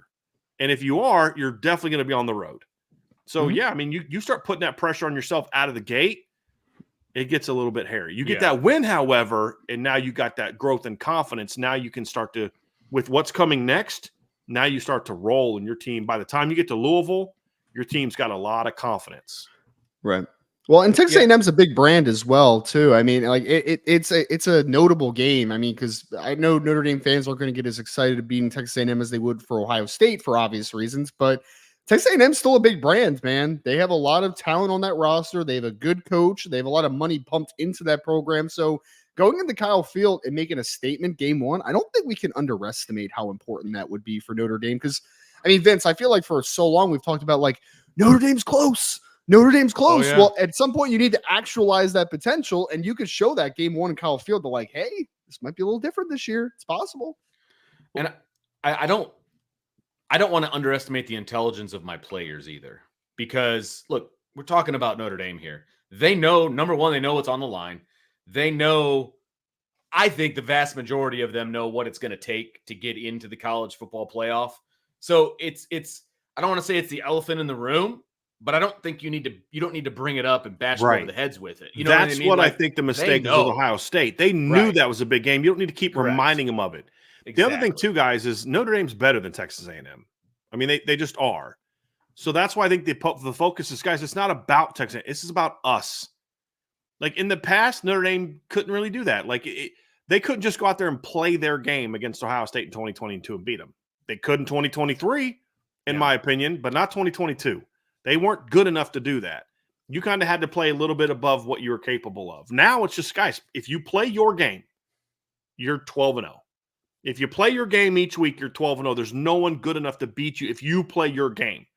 And that's why I think the focus needs to really even more so be on, hey, we're focusing on Notre Dame. And that's been kind of Marcus Freeman's mantra the last couple of years, especially kind of coming in this year. It's like, this is about us. Yeah, I think that's important. This is about us. Because if we go play our game, that. If we play with the physicality we know we're capable of, if we play with the intelligence we know we're capable of, if we stay within the structure of what we do, they're not going to beat us. That's the mentality that you need to have as a coaching staff when you've got the roster that Notre Dame has. Now, maybe when you get to Georgia in the postseason, you got to think about, okay, maybe we need to, pull a couple things out of our hat a little bit because maybe we don't have a roster that's necessarily better than theirs. But when you look at the 12 teams on the schedule now, I do believe it's Notre Dame just kind of has to go out there and play your game. Yeah. Right? Just do what you do. Offensive, Charles Jackson, I don't need you to be Joe Alt. No. I don't need you, Billy Schroff, to be Quentin Nelson. I just need you guys to play together and do your job. That's it. Just do your job. I think if they do that, this team will be pretty good. Bayside Tiger 3, thanks for the super chat. Really appreciate it. Who are some former Notre Dame players and coaches that would have made good WWE WCW characters? I have a perfect one for this one. Former Notre Dame offensive lineman Parker Boudreaux, because isn't he literally a wrestler now? Isn't he a wrestler? He seriously one now? Yeah, I think he's a wrestler now. I'm pretty sure. I don't know if he's like a professional wrestler, but I know he definitely was wrestling at some point. So he's one. Quentin Nelson would be a great wrestler if he wanted to be. I mean, he's got kind of that boxy look and good personality and that type of thing as well. But like Parker Boudreaux, man. Parker Boudreaux. Easy, buddy. Wow. I got to think Chris Zorich would have been like a kind of that kind of guy, back in the day. I'm trying to think. You also kind of need those guys that are just like just Stephon Tuitt because he's a giant. Yeah. He's very muscular and a giant. You know what I mean? He could have been something. I would have loved to see Charlie Weiss in his schematic advantage against all the other wrestlers out there. You're a little bitter today, man. What? Eating your Cheerios? What are you talking about? That's just like his trademark. Like schematic advantage. Let's go. Okay. Yeah, that's exactly how he said it too, Vince. Totally. His wrestler name could be what? Dr. Scheme or something? I mean, we need something good here. See? He'd be a manager. He'd have to be a manager. Oh, see, there you go. I like that too. Yeah, somebody said Bo Bauer. It's not a bad, especially when he had longer hair. That's I can see Bo. He's got some like edge type of look to him. Looks, I mean, like literally the wrestler Edge. He kind of looks a little bit like the wrestler Edge. Zibikowski could be a high flyer. He could be a high flying wrestler. Like in that Rey Mysterio type of thing. Somebody D-Rock Irish said that as soon as you the minute you nice. like so you guys said that at the same time, but nice. Yeah, he'd be in that Rey Mysterio category. Yeah. It's Tommy, he could take a punch, man. He could take a beating. Sure can. He'd be in whatever's the hardcore one. That's what Zibikowski would be in. He'd be in the hardcore one. So I don't know. I don't know which one that is. I don't know how I haven't really watched wrestling since it went from WWF to WWE. Like that was kind of my end at that point. But Manti. Yeah. Like Manti, Kona Schwenke, the late Kona Schwenke, and Justin Utupo could have been like one of those groups, you know what I mean? Mm-hmm. Like, they could have been to something like that. Yeah. They'd have been like Under the Rock. You know how they had those, what was that group of dudes that were of Polynesian descent that were under the rock recently? I don't know what their name is. I don't really watch it. I know you're talking about, but yeah. Usos or something like that, which is not their actual name. Like, doesn't that mean like cousin or brother or something like that? I think so. So, yeah. Yeah. So the Stephon Tuitt of the 2012 team, Manti, Stephon, Zeke Mata. Zeke Mata would have been in the hardcore one. That guy was a little bit nuts. He would have been, I like Zeke Mata. I like Zeke. That's why I'm giving him props. Like he was like that guy What Vince, you and I talked about this. Remember back in the day, we were talking about Zeke. He's the kind of guy we talk about. Like if you get in a fight with Zeke Motta, he's the kind of guy you got to kind of just knock him out, or it's not. I mean, like he's going to keep coming. He's going to keep coming. He's going to keep coming. He's going to keep coming. So yeah, that would be one. Yeah, actually, that I coached a guy who became a wrestler when we were at Christopher Newport. I'm trying to remember. I know his real name, but I don't know what his Mojo Rawley. He was a guy that we recruited and coached at Christopher Newport. So okay, yeah. Any coaches besides Charlie Weiss, Vince? Any other ones besides that? Well, I mean, Van Gorder would be an easy one to hate. He'd be such a villain. He'd be Jim Cornette. He'd be the Jim Cornette of WCW or WWF. Yeah, he'd be a villain. I think that would be fun. Yeah. Vince is a little. Or him and his son could like team up, be like a father-son tag team combo.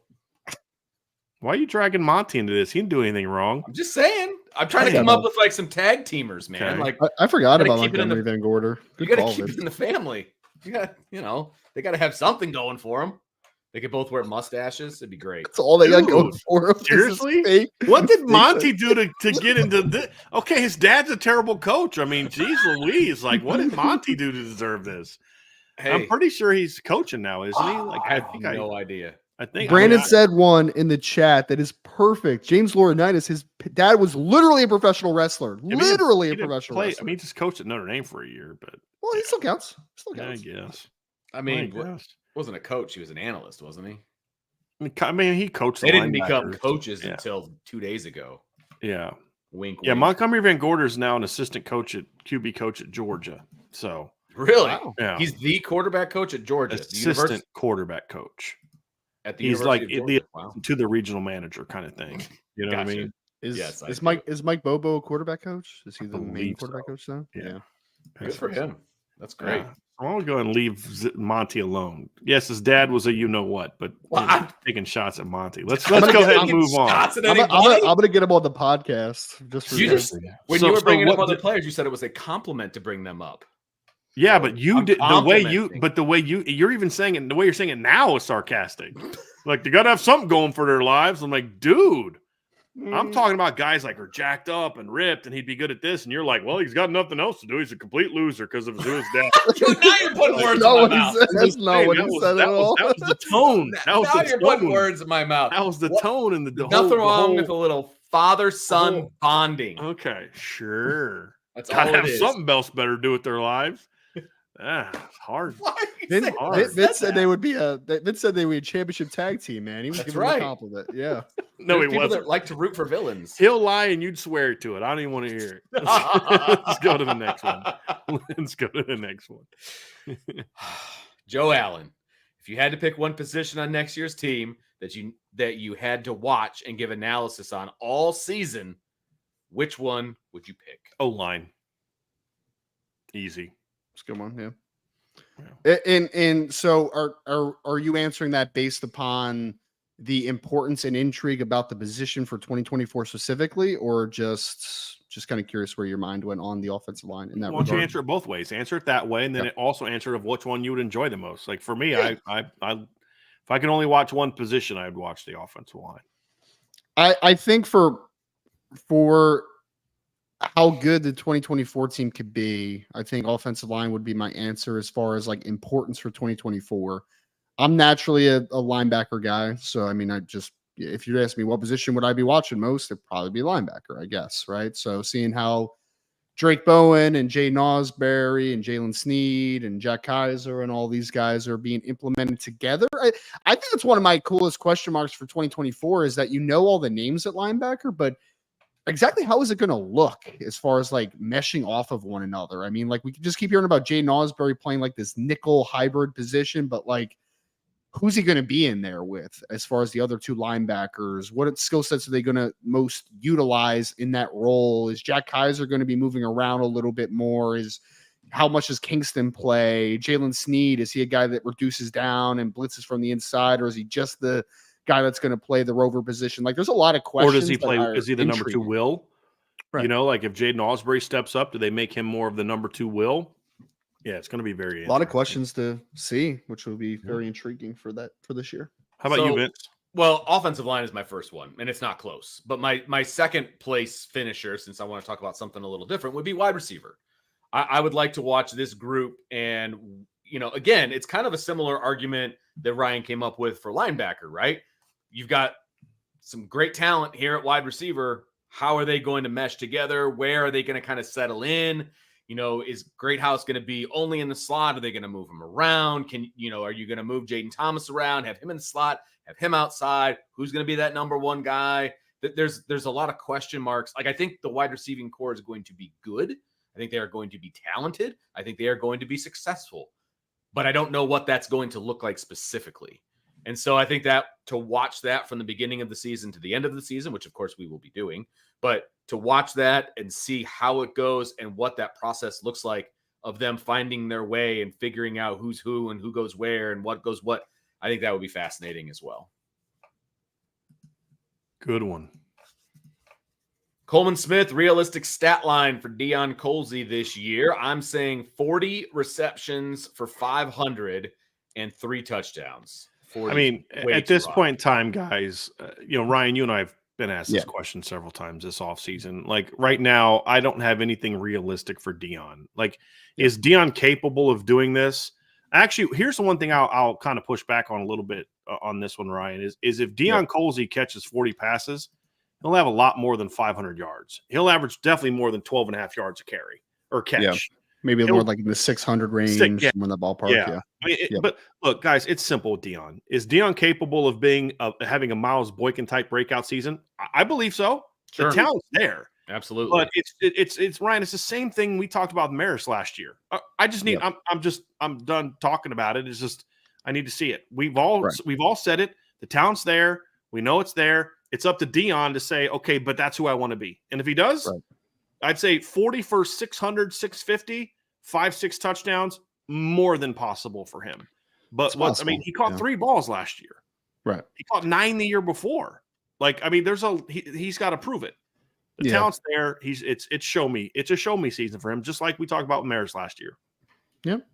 No, I mean, again, like, not to be the negative person, but I have been pretty high on the Deion Colzie breakout the last couple years and just hasn't happened yet, right? So I mean, temper my expectations, Coleman. I honestly am setting my expectations low on this one and hoping that he far exceeds them is kind of like my opinion on this one. So I'll say 12 for 200 is where I'm looking at right now. And if he goes above that, awesome. That's great for Notre Dame football. And I am here for whatever is great for Notre Dame football. We got a super chat from Tyler Evans. Thank you so much, Tyler. Give me your top 3 ugliest trophies in college football right now. I don't even know if I can college football. I don't even know if there's a golden shillelagh, right? That is like kind of ugly, right? I mean, I don't know. There's one that I think is, and I don't know what award it's for. It's like it might be like the Lombardi. It's just like a big square. The big block? Angular block. I think it's like a block of granite. Outland. Yeah. I think it's the Outland, I think. It's a block of granite. I know exactly which one you're talking about. I mean, I get it. That's cool. But it's just like, I don't think it's the Lombardi looks, or the Outland trophy looks like it's a dude that's leaning for. Is it what's the other one? The other not the other one for defense for big guys, right? Hold on a second. Let me see. It's like that's Heisman, Bednarik. I'm looking at all these different things. Lombardi Award. That's the one it is. It's just like literally. It's just like a.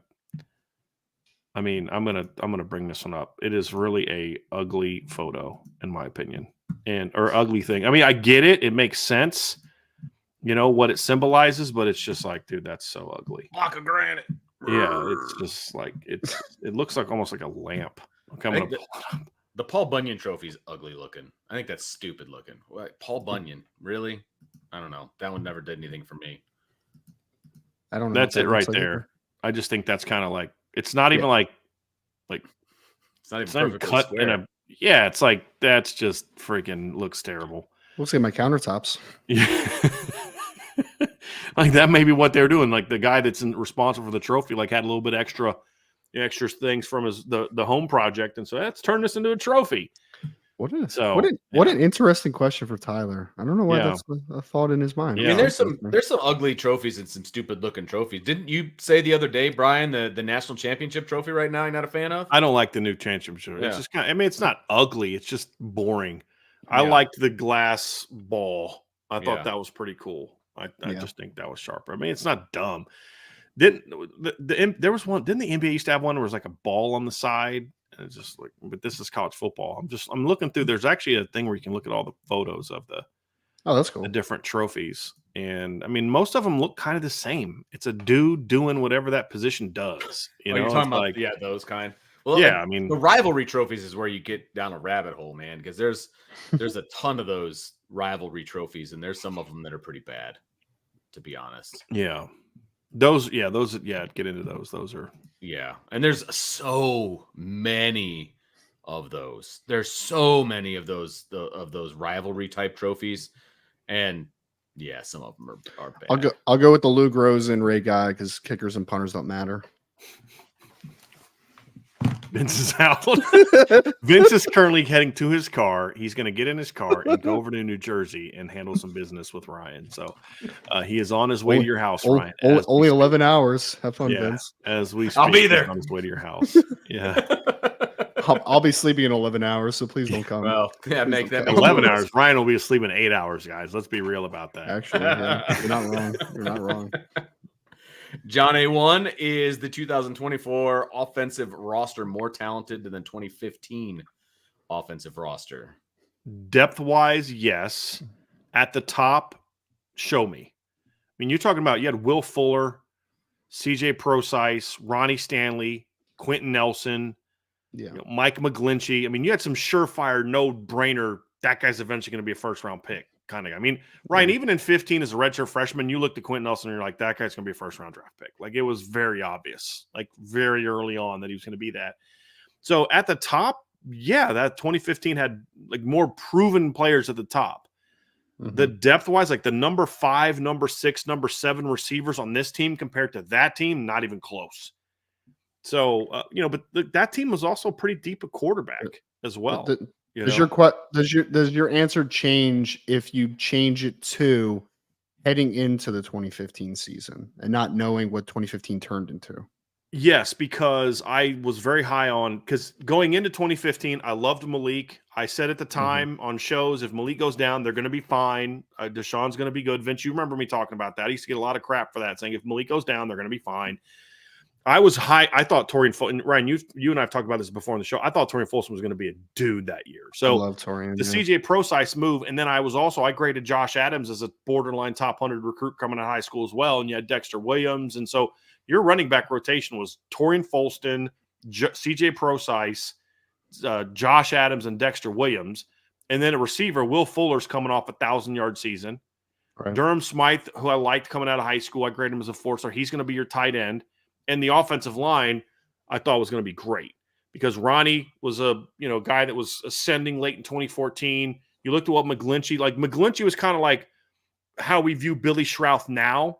He didn't start, right? Yeah, he had against LSU, but he looked great, and he was going into his third year. Yeah. So, Steve Elmer was going to his true junior season, So, I did kind of think that offense was going to be really dynamic that year. The questions I had were more on defense because can Brian Van Gorder actually coach these guys up because of how terrible he was only in 14. But remember, before all the injuries in 2014 kind of popped up, that offense was ripping in 2014 with Ev at quarterback. So you look at it and you're like, they felt good enough about their receivers to move CJ to running back. Yeah, you look at it and say, boy, this team's got a chance to be really dynamic offensively. So, at the top, Ryan, I would have said the same thing. My thing would have been they're a little thin on the outside. If Will Fuller goes down, they're in trouble. If Durham Smythe goes down, they're in trouble because they're going to have to turn to a freshman. Because I didn't love the tight end. It was I think it was Tyler Luatua, Nick Wisher, who were just kind of okay players.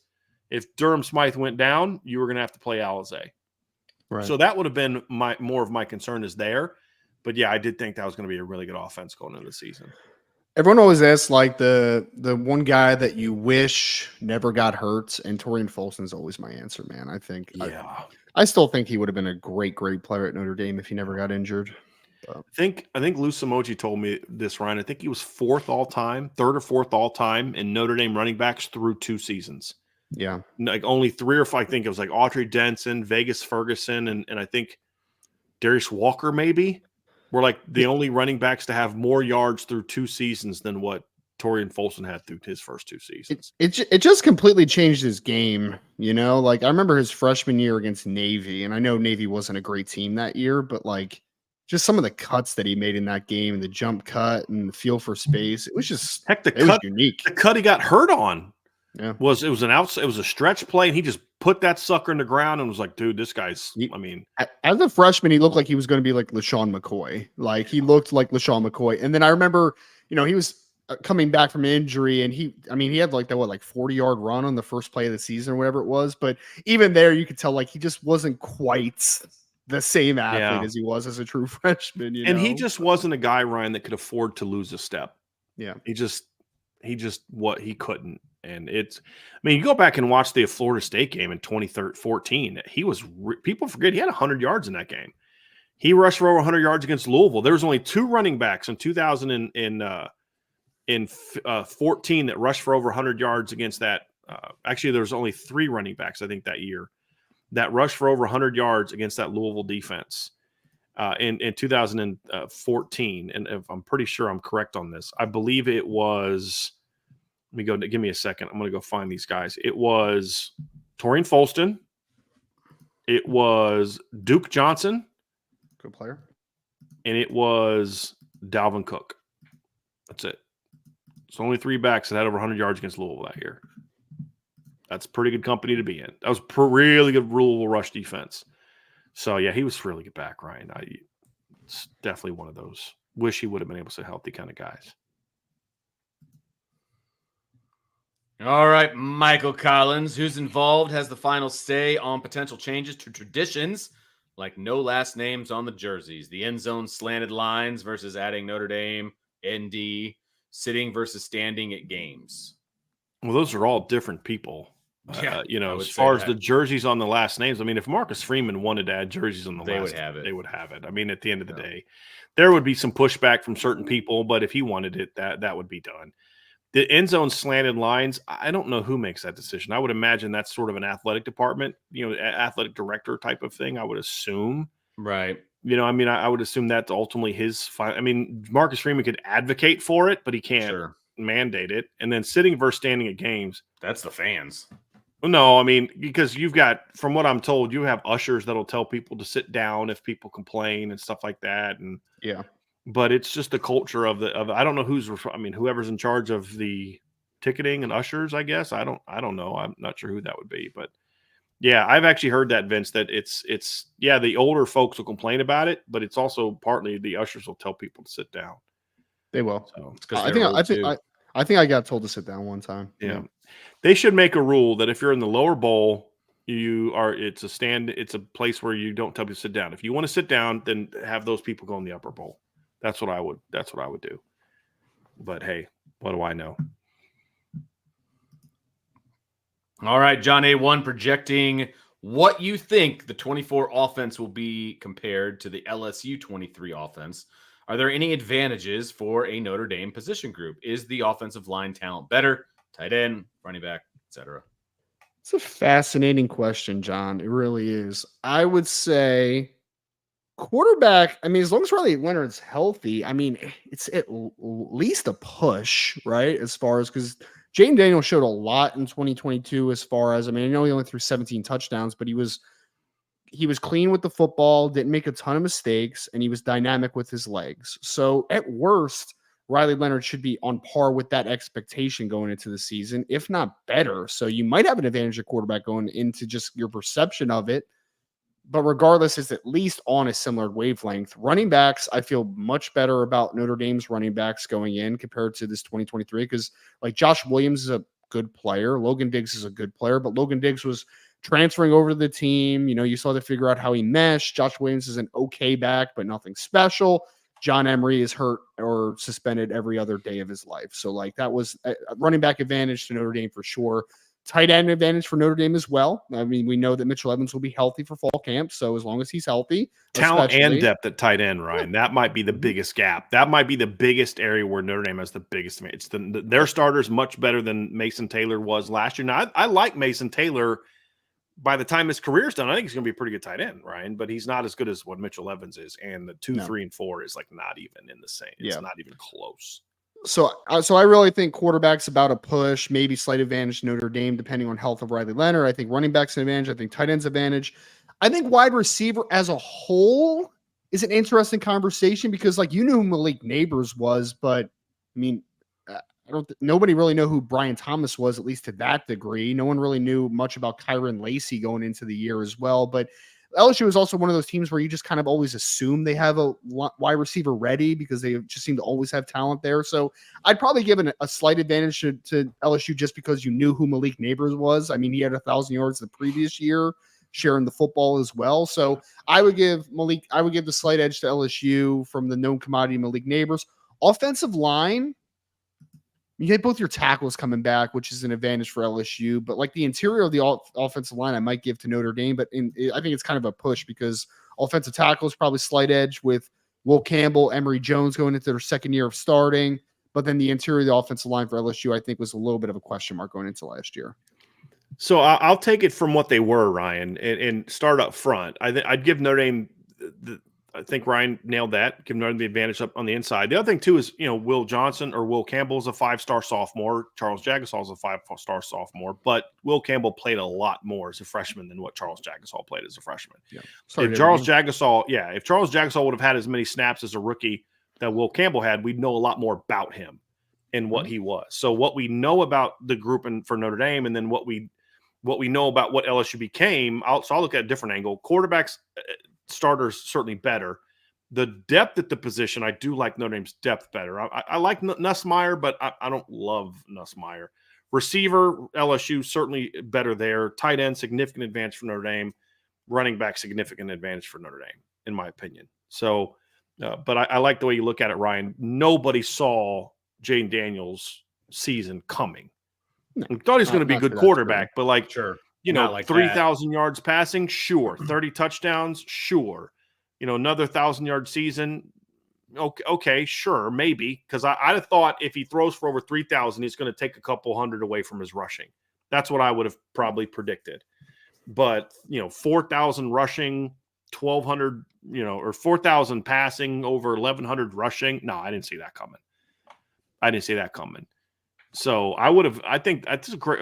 The way you look at it, Ryan, is interesting because, yes, I've said this before. I agree with that. It's Riley Leonard should be looked at going into this season in a very similar standpoint, if not better than what Jayden Daniels was. Right? Going into the season.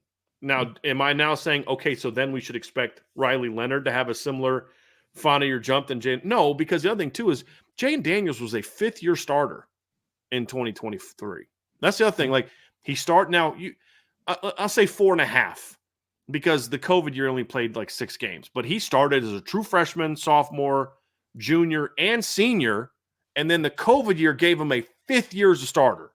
Yeah. So he had way more experience than what Riley Leonard had. Even if Riley would have played all of last year, he would have had way more experience. And that factors in as well to the enormity of the breakout that he had. It's like, honestly, Jayden Daniels was essentially what should have been an NFL rookie playing in college football again because of COVID. Yeah. I'm not saying that's a bad thing. I mean, that's why Xavier rules. Yeah, that's why Howard Cross is back for 6 years. Why Riley Mills is back for a 5th year. I mean, if Riley Mills played 4 years of college football, it's the COVID stuff allows him to play. It's not a knock. It's just, but that's the reality of some of these guys that have broken out, which to me makes it really interesting when you're an NFL football team evaluating some of these guys that had that whole extra year of actually playing. Like, how do you evaluate then that next jump going to the next level? It makes it very interesting. But I think the big thing for me is the difference in receiver, what we know what LSU became and what Notre Dame is right now. It's not close. No, it's not close. No. All right, John, with another question. Who will have an easier group to work with? Riley Leonard in 24 or Daniels in 23, taking all positions into consideration? I mean, it's kind of interrelated what we're talking about, especially if we're talking about what we know, right? I mean, you just mentioned it, Brian, but the wide receivers, I mean, I really think that Chris Mitchell's going to have a good year. I really love Jaden Greathouse, but they don't have anybody that's 6'3" that runs 4.34 on this team right now. Like, they just don't have a guy like Brian Thomas. They don't have a kid that's going to go top 5, top 10 overall in Malik Neighbors. Like, they just don't have that guy potentially, right? So What, he wide go receivers. 6? Was he 6, Ryan? Did he Yeah, go I think he 6? was number 6. Yeah. I think number That's 6. So pretty good.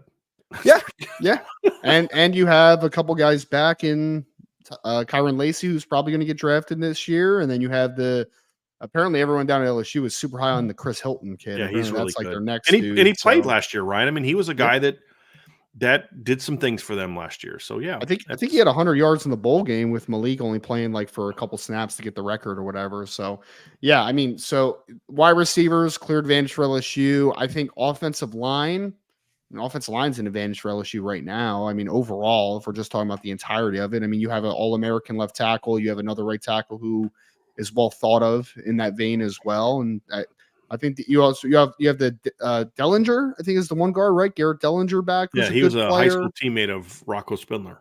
Yeah, so I know he's developed into a good guard. Their other guard I know is talented, and then I think they have a redshirt freshman or sophomore, DJ Chester, who's going to start at center, who's a pretty talented player as well, like coming into this year. But 4 out of 5 played a lot last year, obviously, which is why you're projecting them to be another good offensive line this year. So I'll give offensive line the slight edge for LSU, but then I'll give Notre Dame the edge at running back, tight end for sure.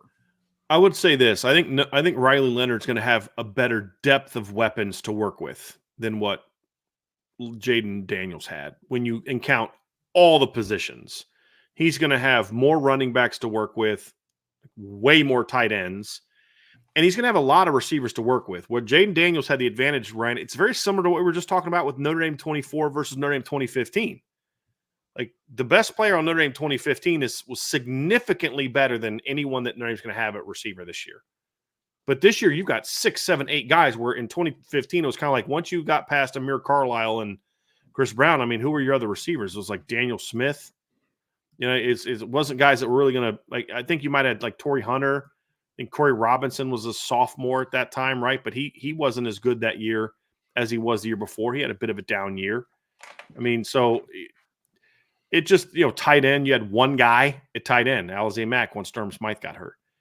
So I think he's going to have more weapons, but there's something when you're a quarterback, there's something to be said for having a guy like a Malik Neighbors where it's just like, or Brian Thomas, I can just put the ball somewhere in his vicinity in this situation and he's going to make plays. Like, Ryan, the slot fade breakdown that I did, it's like there's some plays that I left out of that where I'm like, that's just not good teaching tape because you can't teach that throw and that catch.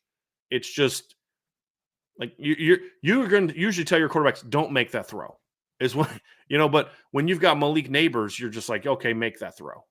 And there's it's good to have that. Notre Dame doesn't have that right now. Maybe somebody emerges because, I mean, Brian Thomas going into last year had 31 catches for about 340 yards the year before. That's good numbers, but it wasn't like, oh, I'm now projecting him to 70 catches for 1,100 yards and like, what did he have? Something like 17 touchdowns or something like that last year. He led the country. In yeah, catches. It was. I mean, he was excellent. He had 68 catches, 1,177 yards, and 17 touchdowns. No, I liked Brian Thomas coming into the season. Ryan talked about Brian Thomas going into last year, but he had 31 catches for 361 yards the previous year.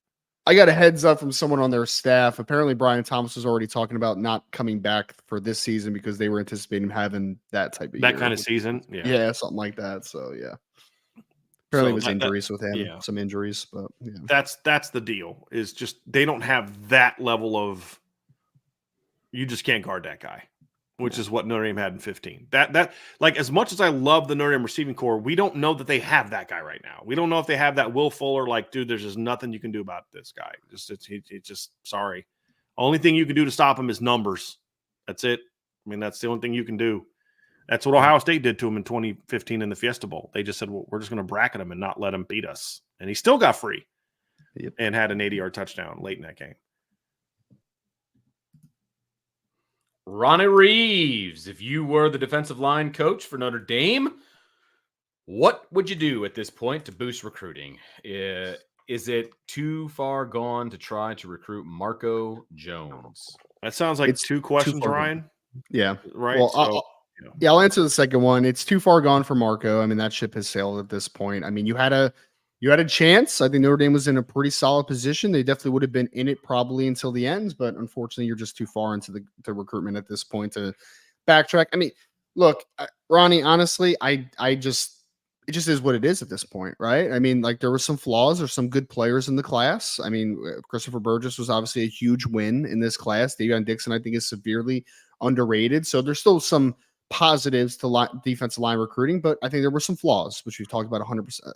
It's not even just simply Marco Jones, right? It's like Notre Dame was in a solid spot early with Jarquez Carter too, and they decided to just stop recruiting Jarquez Carter for whatever reason, right? Like there was just flaws. It is what it is. I think that you just need to have a little bit more of a.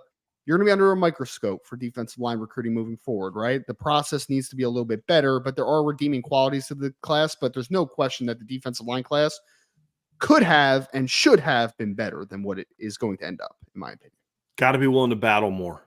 That's the reality. You got to be willing to battle more, Ryan, and not just say, okay, well, we're going to take all these guys. Like I said it before, Ryan, I have no problem taking Joseph Reif. I have no problem taking Davion Dixon. I have no problem taking Gordy Solstead. I like all those guys. I have a problem with you then not fighting hard to get a Marco Jones type, a Damian Shanklin type, not Damian specifically, because that wasn't going to happen. Like there was nothing Al Golden could have done differently to get Damian Shanklin. Nothing. I don't blame him for Damian Shanklin, but that caliber of player.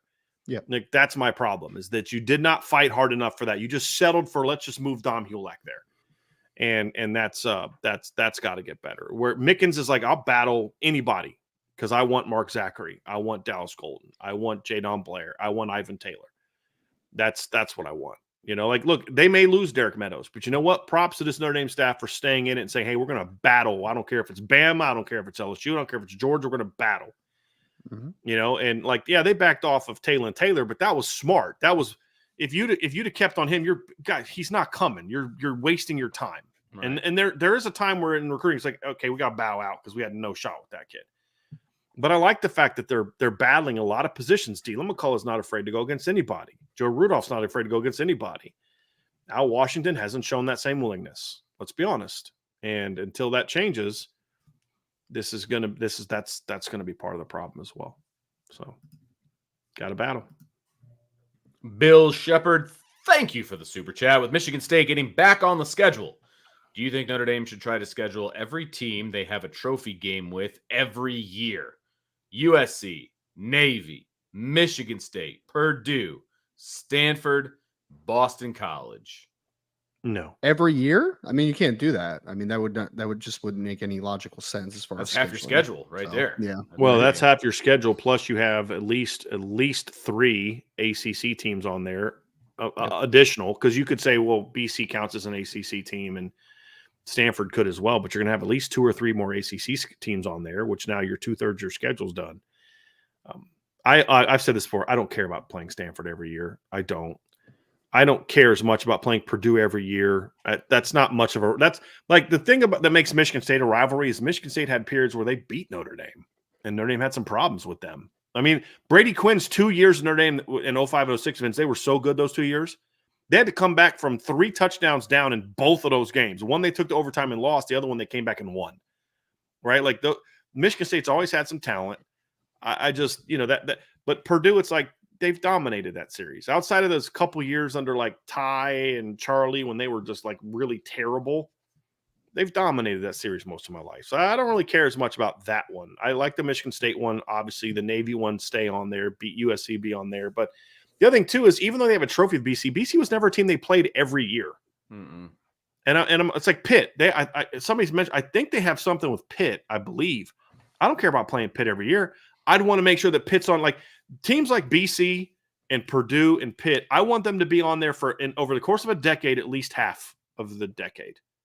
You know, 4 to 6 games against each of those teams over the course of a decade. That's where I want to be with those teams. I don't know. What do you guys think about that?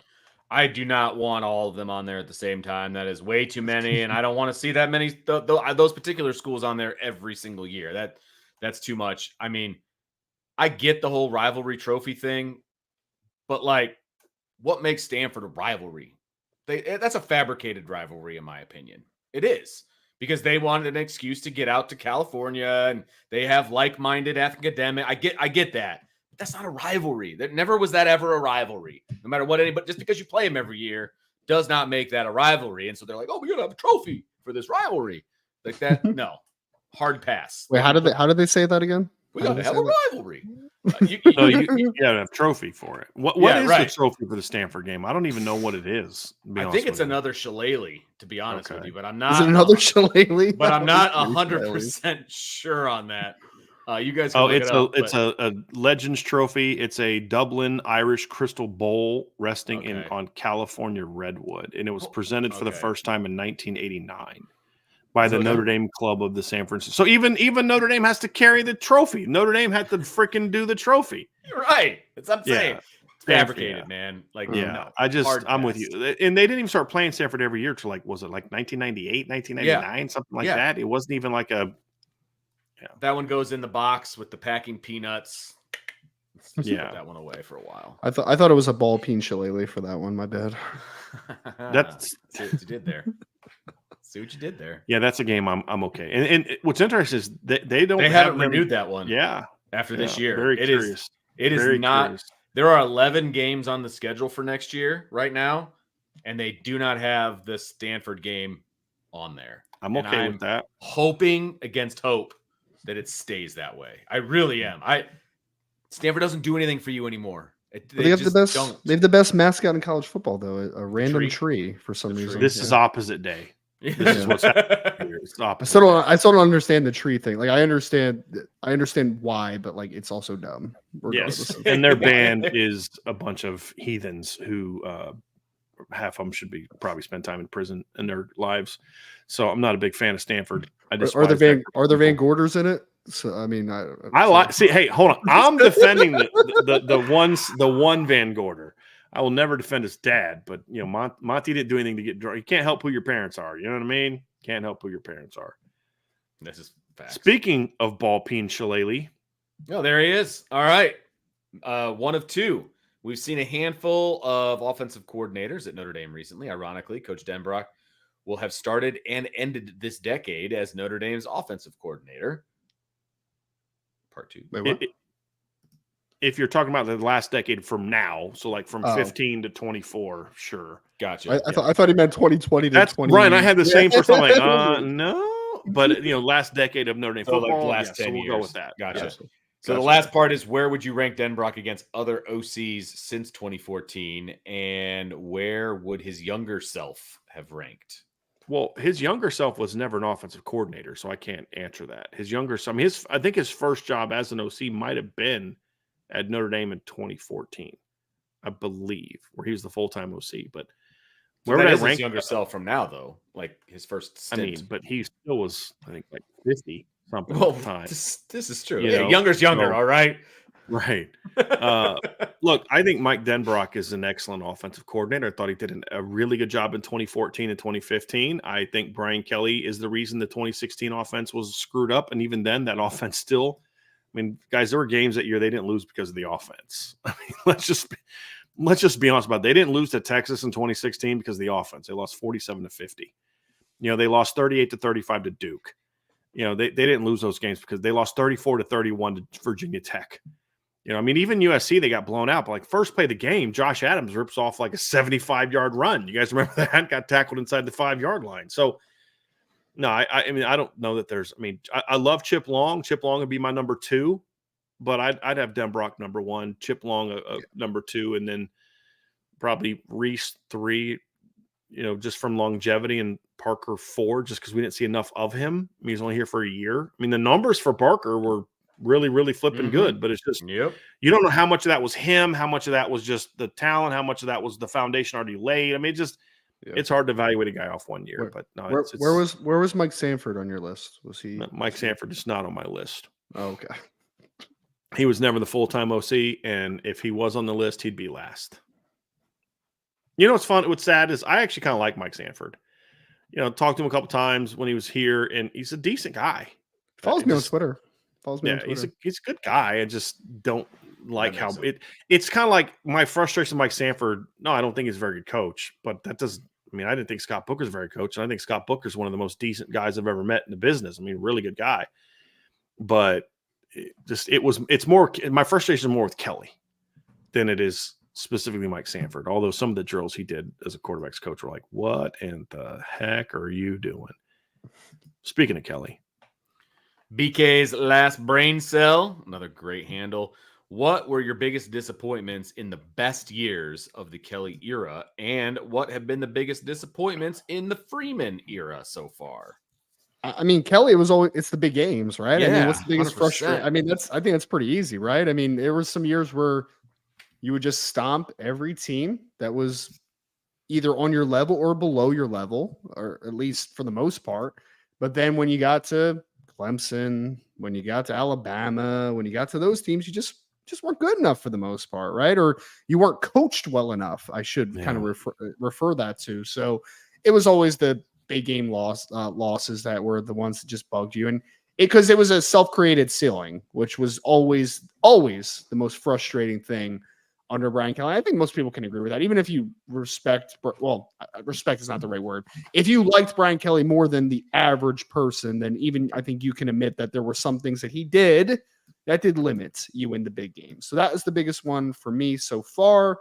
Marcus Freeman, I mean, it's 2 years in, guys, but like I'll say that it's, I mean, it's frustrating to lose to a couple teams that were below you, because at that point you were you had gotten to a point over the last X amount of years under Kelly that you just expected to beat all the teams that were below you, right? So on the inverse, it's like, oh man, we just lost to Stanford and Marshall, which were not our equals. We're our superiors, which is just weird. So I mean, look, I got my hopes up so many times with Brian Kelly, even though I would get off the phone with Brian. He was like, don't get your hopes up. Don't get your hopes up. And every time I would get my hopes up and I would, have my heart broken.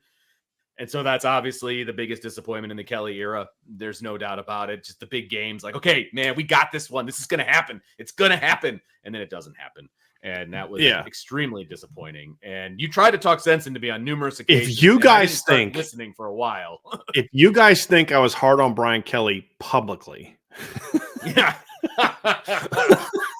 Vince can attest that I was very professional in my public comments on Brian Kelly. Yes, Ryan, 100%. Big game thing. You big game thing. I agree with all that, but the part you nailed is the self-imposed roadblocks he put in front of himself, whether it was bad hires and then not being willing to fire. Like Urban Meyer made a terrible hire when he put Tim Beck and Ed Warner in charge of the offense in 2016. Just bad hire. And guess what? They went to the college football playoff that year, fellas. And went 11-2, 12-2, something like that, lost to Clemson 31-0 in the playoff. And guess what Urban Meyer did after 1 year of this is clearly not working? Fired him, right? I mean, and then went out and got Tom Herman.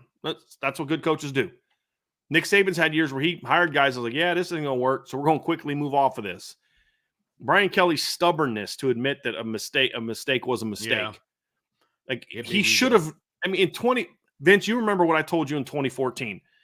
I never advocated for it publicly because I'll never advocate for publicly for a coach being fired unless there's some sort of like something bad going on that's not, that's not just, I'm not going to do it just because you're not a good football coach. Right. Find out you did something inappropriate, find you put your hands on something, okay, now you got to go.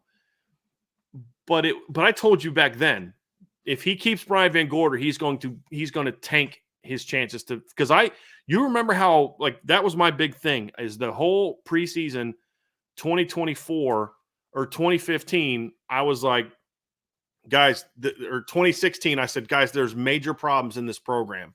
The strength program, the defensive coordinator, and they were able to mask it last year. That was a team that, in my opinion, flat out with the right coaching, could have and should have won a national championship. Even with bad coaching, they almost went on the road and beat Clemson. And they didn't play well in that game. And so it's really frustrating that you did that. You don't get Jalen McMillan because you don't want to put in the work to go get him. So you tell your coach at the time, well, we shouldn't have to beg kids to come here. Yeah, that's called recruiting. Yeah, it's exactly what you don't have to beg them. You just have to put in the work. Yeah. It's those self-imposed roadblocks that drove me nuts, Ryan. Just drove me absolutely nuts. And that's why I loved in our conversations over the years is we never bought into that stuff. Ever bought into that stuff where it's like, well, you can't really recruit here. You can't do this. You can't do that. It just was like he gaslighted fans. Let's be honest. That's exactly what happened. It's like, well, we got to shop down a different aisle if we want to be successful. And he would do the thing that he always used to do, right? And I don't want this to be a Kelly bashing session, but he would come up with the excuses before the problem occurred. You know what I mean? Like, we're going to be really young on the offensive line this year. And so then when they don't play well, we're just really young on the offensive line. And you're just going to have to be ready for that kind of thing. And, we're going to coach them up. We're going to coach better. That was very frustrating because it got to be a very tired act. But a lot of fans believed what he was selling. They were buying what he was selling. And that was frustrating.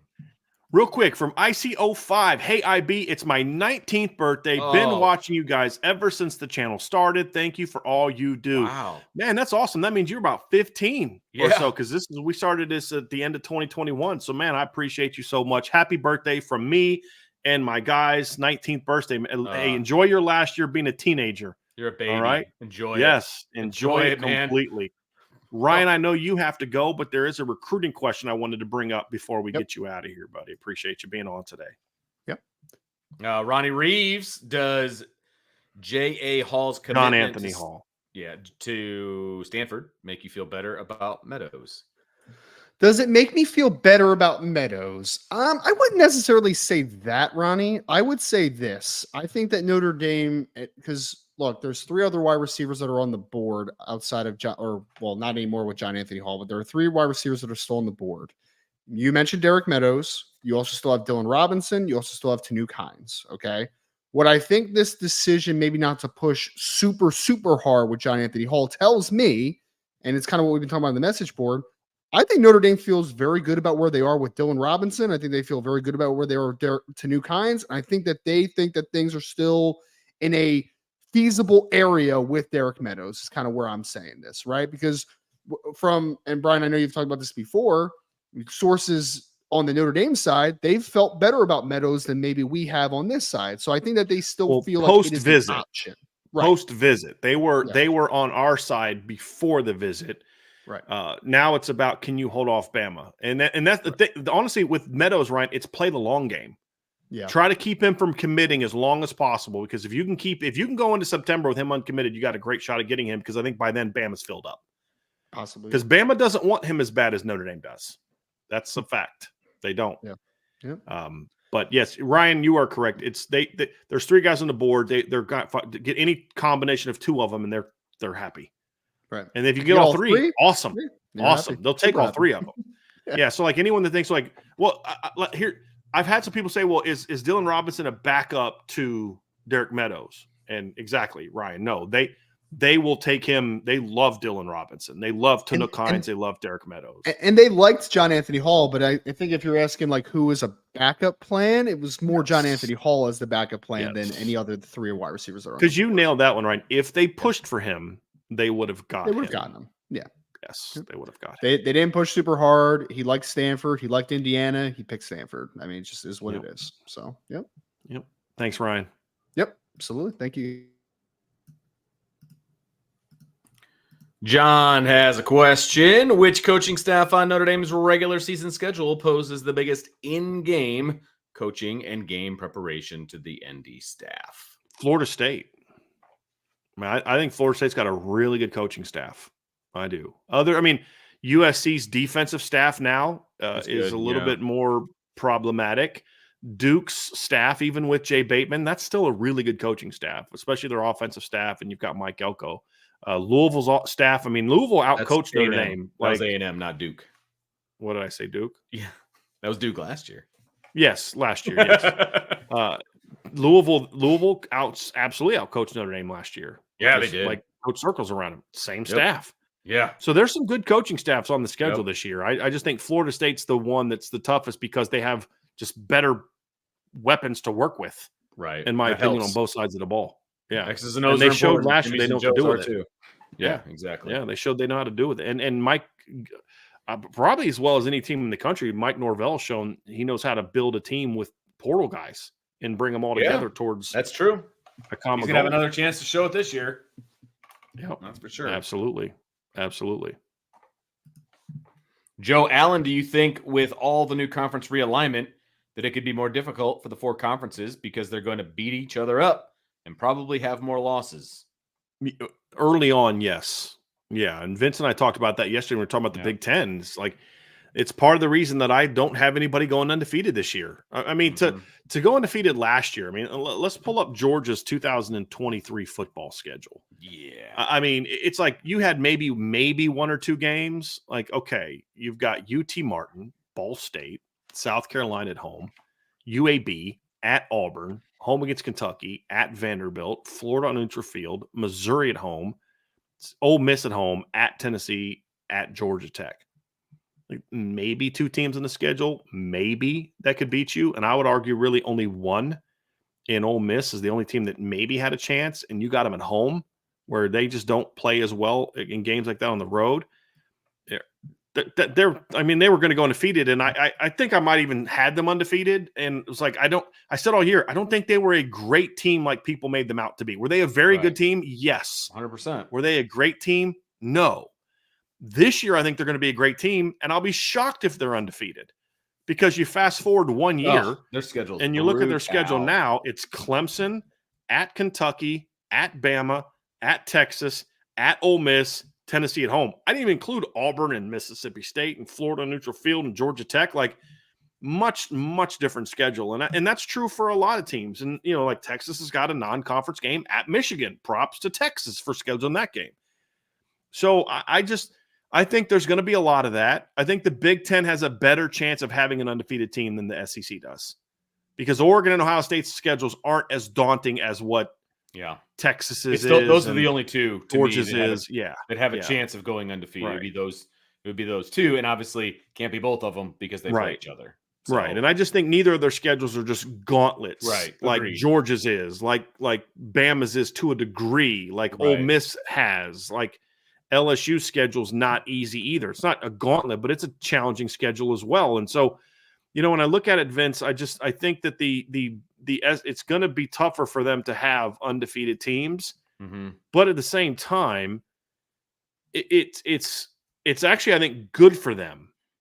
Like, I don't think it's smart for these leagues to schedule easy schedules for their best teams. Number one, because it's less of a chance for your other teams to rise up with chances to make have those upsets. Yeah. It makes it easier for them to win. The other thing is I don't think it prepares them to go win a championship, in my opinion, because we saw what happened to Georgia last year. Easy schedule. The first time they got punched in the mouth, they folded and got beat by Alabama. Yep. You know, and then, you know, Bama really got punched in the mouth twice out of conference. Like Bama got tested twice out of conference and they lost both games because the SEC was down last year, in my opinion. So it wasn't quite as daunting. And so, yes, I would, if I'm Georgia, I'd rather be 11-1 or 10-2 and face that gauntlet, knowing that the path in the playoff is going to be easier than what it was in the regular season. Because we're going to be a 7 seed, 6 seed, going to get some team we're going to smoke. You know, if we're the 7 seed, okay, yeah, we get the number 2 seed. We can beat anybody, you know, now on a neutral field. I think it prepares you better for that. So yeah, it'll hurt them because you're gonna, and what it's gonna do, it's actually gonna hurt some other teams because what's gonna happen is some of these 2-loss SEC Big Ten teams, especially the SEC, are gonna be like 10 seeds, and they're gonna go on the road and kick the crap out of somebody in the first round. You know what I mean? But I think it's good for them. I'm a believer, Vince, in being tested. And that's not true across the board. But I felt that way like about that 2013 Florida State team. If there was a 14 playoff back then, I don't know that they would have won it because like they played Auburn and struggled against them. They just had way more talent. But there's other teams that were close enough in talent because they were not tested at all that year, at all. And I really believe you need to be tested, in my Yeah. opinion, to truly know what you're, because if you're not tested, you don't know what your flaws are. Sure. My answer to this question is it depends on what your definition of is it going to become more difficult, because I still think some of these the SEC and the Big Ten specifically, they're going to get some teams in with more losses because of the conference that they're a part of and because of the schedules that they have. And there's going to be some inflated thoughts on some of these teams that probably aren't earned, right? And there's going to be a lot of debate, which maybe is what they want in the first place, between some of these, I don't want to say middle of the road SEC and Big Ten teams, but like bottom of the top third, I guess is the best way to put it, or bottom of the top quarter, where you could have someday in the future, or maybe even this year, you could have a 2 or 3 loss SEC team get in over a 1 loss, not SEC or Big Ten team, because they're part of the SEC and they played this, so it will help. It will also hurt. It just depends on what your definition of help and hurt are, you know what I mean? Or make more difficult, I guess is the best way to put it. I think there's going to be a lot of forgiveness for SEC and Big Ten schools when it comes to getting into the playoff. You're going to see 2-loss SEC teams get ranked higher or get in over a 1 or 2-loss Big 12 team. Absolutely. For example. And some of it will be fair and some of it will not be fair. Agree. I'll just say that. Agree. Bill Shepard with the super chat. Thank you so much. Growing up in the 80s, there were teams I have great memories of watching Notre Dame play. Penn State, Miami, Florida State, etc. Is there a team that you have great memories of that you wish Notre Dame played every year? Every year is tough. Yeah. Because I don't want to see anybody every year outside of USC and your Navy. main rivals. Right. Like there's really only 2 or 3 teams that I want to see every single year. Yeah. The only 3 that I'd be okay playing every year, I think I've said, it's USC, Navy, and Michigan State. That's it. Yeah. And I don't even want to play Michigan State every year. I don't either. But like Alabama only plays Auburn and Tennessee every year when they went to the divisions. They would play obviously certain teams every year, but when they were not in divisions, so it's like you've got your conference teams, but like when you talk about rivals, because like that's all part of the fun of being a Notre Dame fan is that we're not locked into 8 games a year against your conference, and you're not locked into 7 games against your division. Right. You have your rivals, and now that they're going to and I actually think that's going to. Like, I don't like the big conference thing, but what I do like is I think it is going to force them to kind of have to play more teams more often, which I think is one of the, not everything is bad. Not everything is always all bad. Not everything is all good. That's fair. And things like this. And I think that is one, even though I don't like the big conferences in overall, that is one decent byproduct. So for me, it's I kind of like on and off. With some of that, because then it just becomes like, okay, it's just like, okay, got Penn State again.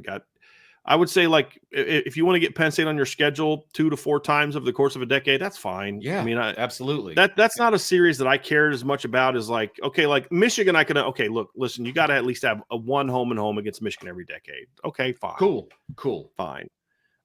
Florida State's on there now. Miami's on there now. The Miami one would be the only other one that I would consider making an annual game.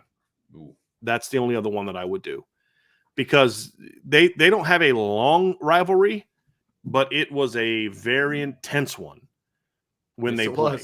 That's fair. It was a very intense rivalry. And so that would be one that I would consider Vince kind of having on there. Say, hey, look, we're going to, like, let's say the SEC or the ACC said, hey, Notre Dame, listen, we're going to change your schedule because of the new teams in the ACC. So we're still locking you in until 2036, but we're going to change your schedule. One thing we would like for you to do is we'd like for you to pick an ACC team, a traditional, like a non of the new 3, because I guess the traditionals are, Miami's not a traditional ACC team, Pitt, BC, whatever. But we want you to pick a team that you play every year. Who would be the 2, Vince, that you would think of? To me, there's really only 2. It's BC and Miami. Those are the From only a two that I would historical say, standpoint, yeah. you know, I'd want to play. Maybe Pitt. Like those would be the three that would be in my potential if you had to play it. Miami would be the best where it'd actually be a rivalry. I mean, BC's kind of like we talked about. Remember we talked about that big brother, little brother thing? That's what Pitt and BC are to Notre Dame. They're big brother, little brother. Sure. Notre Dame has a big advantage over Miami in the all-time series history. They're 17-8-1, but that's because Notre Dame won like – see 1 2 3 4 5 6 7 8 9 10 11 12 13 of the first 15 games Notre Dame won. They lost in 1960 and tied in 1965. But and then of course Miami then won 5 out of 6 and dominated. Now Notre Dame has won 4 of the last 6. So like it's been much more competitive since that early Notre Dame dominance. Yeah. And so it's a much more, and now there's a lot more to it. So, like, that would be one I would want to do. Like somebody said, Clemson. I have no desire to play Clemson every year. I don't know that that does anything for you. It's not a real rivalry. You know, it's like, yeah, you're going to get Clemson on your schedule 2 to 4 times over the course of a decade because of your ACC affiliation. That's good for me. That's good for me because, I mean, my thing is the Clemson games that I want to play are in the postseason. Like, you know, you get them in the postseason. That's a good point. Florida State, to me, that's a team I absolutely want to play 2 to 3 times, 2 to 4 times in the course of a decade. I want Florida State on there. I don't need it to be on there every year. It's not that kind of rivalry. Yeah. Miami was. Like, and here's the difference. When Notre Dame played Florida, when they first started playing Florida State in the 90s, Vince, you had the game in 93, then you had a couple bowl games, and then you had the home and home in the 2000s when Lou was gone. There was a respect that was paid to Notre Dame by Florida State, and because of Bobby Bowden, we respect Notre Dame. We want to beat them, but we respect them. Miami had no respect for Notre Dame. Notre Dame had no respect for Miami, and that's what kind of played into what made that such an intense rivalry. Right. It was that dislike of each other. 100%. I don't dislike Florida State. I respect Florida State. Right, I respected Bobby Bowden, one of my favorite all-time coaches, just a great guy. Charlie Ward's one of my favorite all-time quarterbacks. Right. There's respect there. That's why I don't like the fact that Notre Dame's dominated that series lately against bad Florida State teams. I want to beat a good Florida State team because it's respect. I say it's not USC. Why do I want USC to be good every year? I enjoy beating a good USC team better, but I have a little more respect where I could give 2 rips if Michigan wins a game. I'm good with them going 0-12 every year. Right. You know, I don't want USC to go 0-12 every year. But like with Florida State, I have a level of respect for their program. Don't always like their program, but I respect their program. I'm talking about when I was growing up. Miami, I did not like. I did not like just the way they conducted themselves and just like there's I'm cool talking trash. Go back and watch Notre Dame back in the late 80s, early 90s. Notre Dame talked a lot of trash. There's trash talking and then there's taunting. My favorite NBA player of all time is known as one of the greatest trash talkers in the NBA history, and it's Larry Bird. I don't mind trash talking. I was a fan of the Fab Five as a kid. They did nothing but talk. There's trash talking, and then there's taunting. And Miami crossed the line constantly. They showed no respect for their opponents, and not in a respect as far as I want to kick your butt. I'm cool with that, but I did not like the U at all. So yeah, I would like that. That's a rival, but again, that instills passion. Passion needs to be behind a rivalry. Correct. That's where I'm kind of going with it, Vince. I don't have passion about playing Purdue or Boston College or Pitt or Clemson or even Florida State, other than it's just 2 great programs with gold helmets to play each other and have played in some great games over the years, right? I mean, 2 of the best games I've ever watched Notre Dame play were against Florida State, 2014 and 1993. You know, one outcome I loved, one I didn't. But the Miami one, there's a dislike there. There's a hatred there. That's what makes for a good rivalry, in my opinion, with a team like that. So that's the only other one that I would maybe strongly consider it. So Michigan State, USC, Navy, and maybe Miami, if I had to. But it might be good to not have them on every year. Yeah. Hey, let's play 4, take 2 off, play 4, just to let it cool off a little bit. You know, we'll play 4, home, and home. Then let's cool off a little bit, and then we'll get back to playing 4 again. You might need to do something like that. Yeah, I'd be much happier with that. I don't want to see the same teams year in and year out. Like, I'm good with USC and Navy, and that's where it stops for me personally. And I don't disagree with anything that you said about all of those different teams, and I might feel a little bit differently about one or the other. But irregardless, I just don't want to see the same teams every. I like some new blood on the schedule, and even to be honest with you, even the ACC agreement, I'm not like super enthused. I get it because it makes scheduling easier. I totally understand it because you've already got the 5 games, solidified. You don't have to worry 4 to about 5 every year. Yeah, totally get it, right? But even seeing some of these teams over and over, and it's like, okay, I'd like a little bit of new blood on the schedule. Just don't care about playing Wake Forest, right? Yeah, this is what I'm saying. Like, so I see a little bit of new blood here, but you do need again because you need some of the lower level programs. You can't have Florida State, Miami, Louisville. No. Clemson and NC State every year. Well, you can't. Virginia for Tech, example, right? There's a fantastic thread on the board right now talking about the 26 schedule, and there's 10 games on the schedule right now. Every one of those games is a Power 4 game, every single one.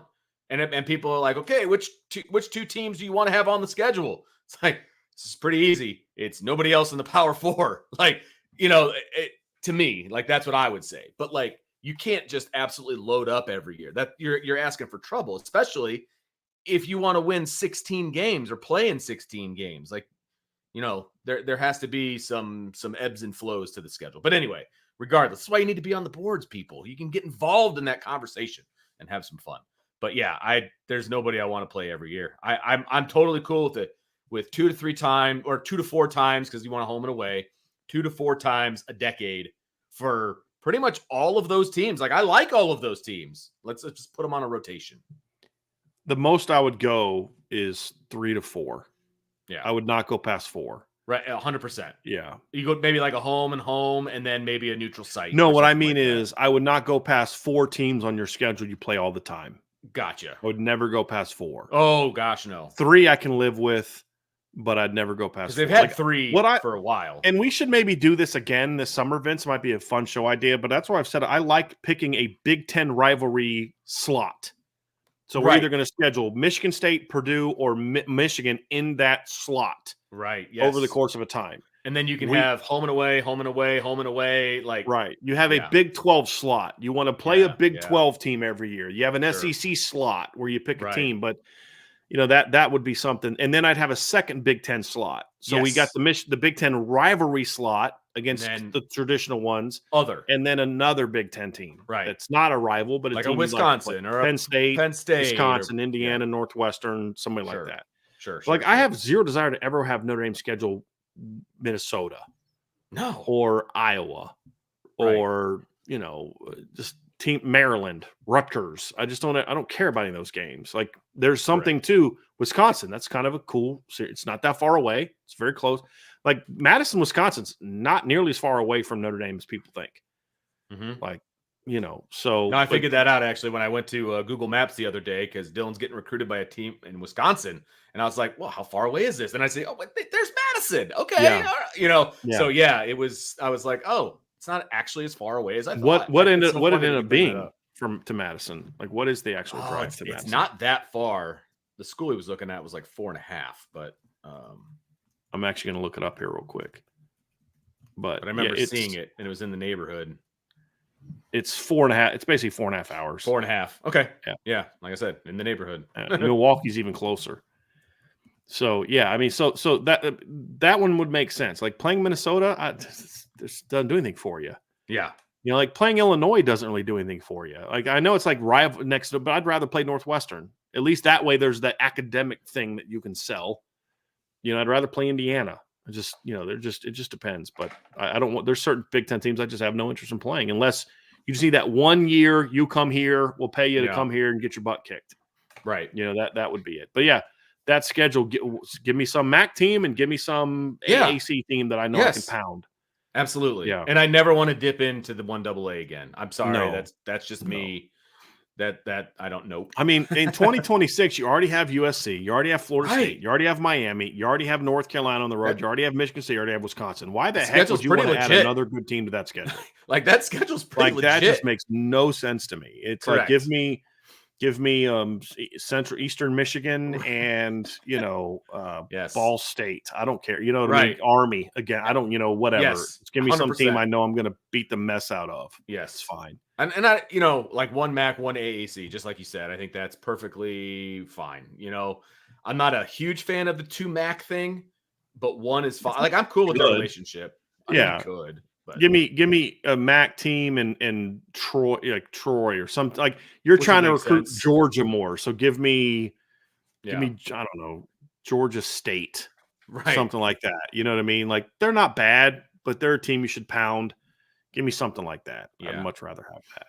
Agreed. Much rather have that. I don't want, and I don't like. I also don't want I don't want UConn. I don't want UMass. Like I don't want a team like that because there's at least give me something from a footprint of a region that you want to recruit from. Yeah. That's why I was like Georgia State might be an option. Middle Tennessee might be an option. Right. Team, a team like Troy. That's what I said about Troy. Although Troy has some good teams. Yeah. But those would be teams that I would look at. Yeah, Jared Parker walked into a pretty good situation, actually. I hope he does well. I know a lot of people don't like him. He's actually a really good guy. Yeah, Jared Parker's 100%. A really good dude. I hope he does really well, to be honest with you. It's good for Notre Dame, too, situation. Oh, absolutely. Yeah. Yep. Michael Collins, Estime being off the field for the last plays of the Ohio State, has come up recently. Who had final say on the running back personnel, Dealin or Parker? How much of the rotation is dictated by the OC versus the position coach? Well, I mean, it's both because the OC is going to call. They put those 2 guys in that game because of the play they wanted to call. Right. They had been running that play all game. They were faking one side and then they'd hand off the other. Devin Ford's the lead blocker, and then the other guy steps up. I mean, they had been running that all game, and all game they were running it with Devin Ford and Jeremiah Love or Jadarian Price. It wasn't with Audric. Audric was in there as a solo back. So that was the play call that they wanted to go with, which means it tells me that the OC was queuing that play up next. And then when that play didn't work, now you're in screen game time, and you're still not going to bring Audric back in because now you're in we have to pass mode because you got tackled for a big loss. So it was both. That was a fumbled snap, though, right? It was a bad snap. No. So I thought it was. I can't remember. But what actually happened was when I went back, they were catching the ball. They'd fake one side and then hand off to the other. Yeah.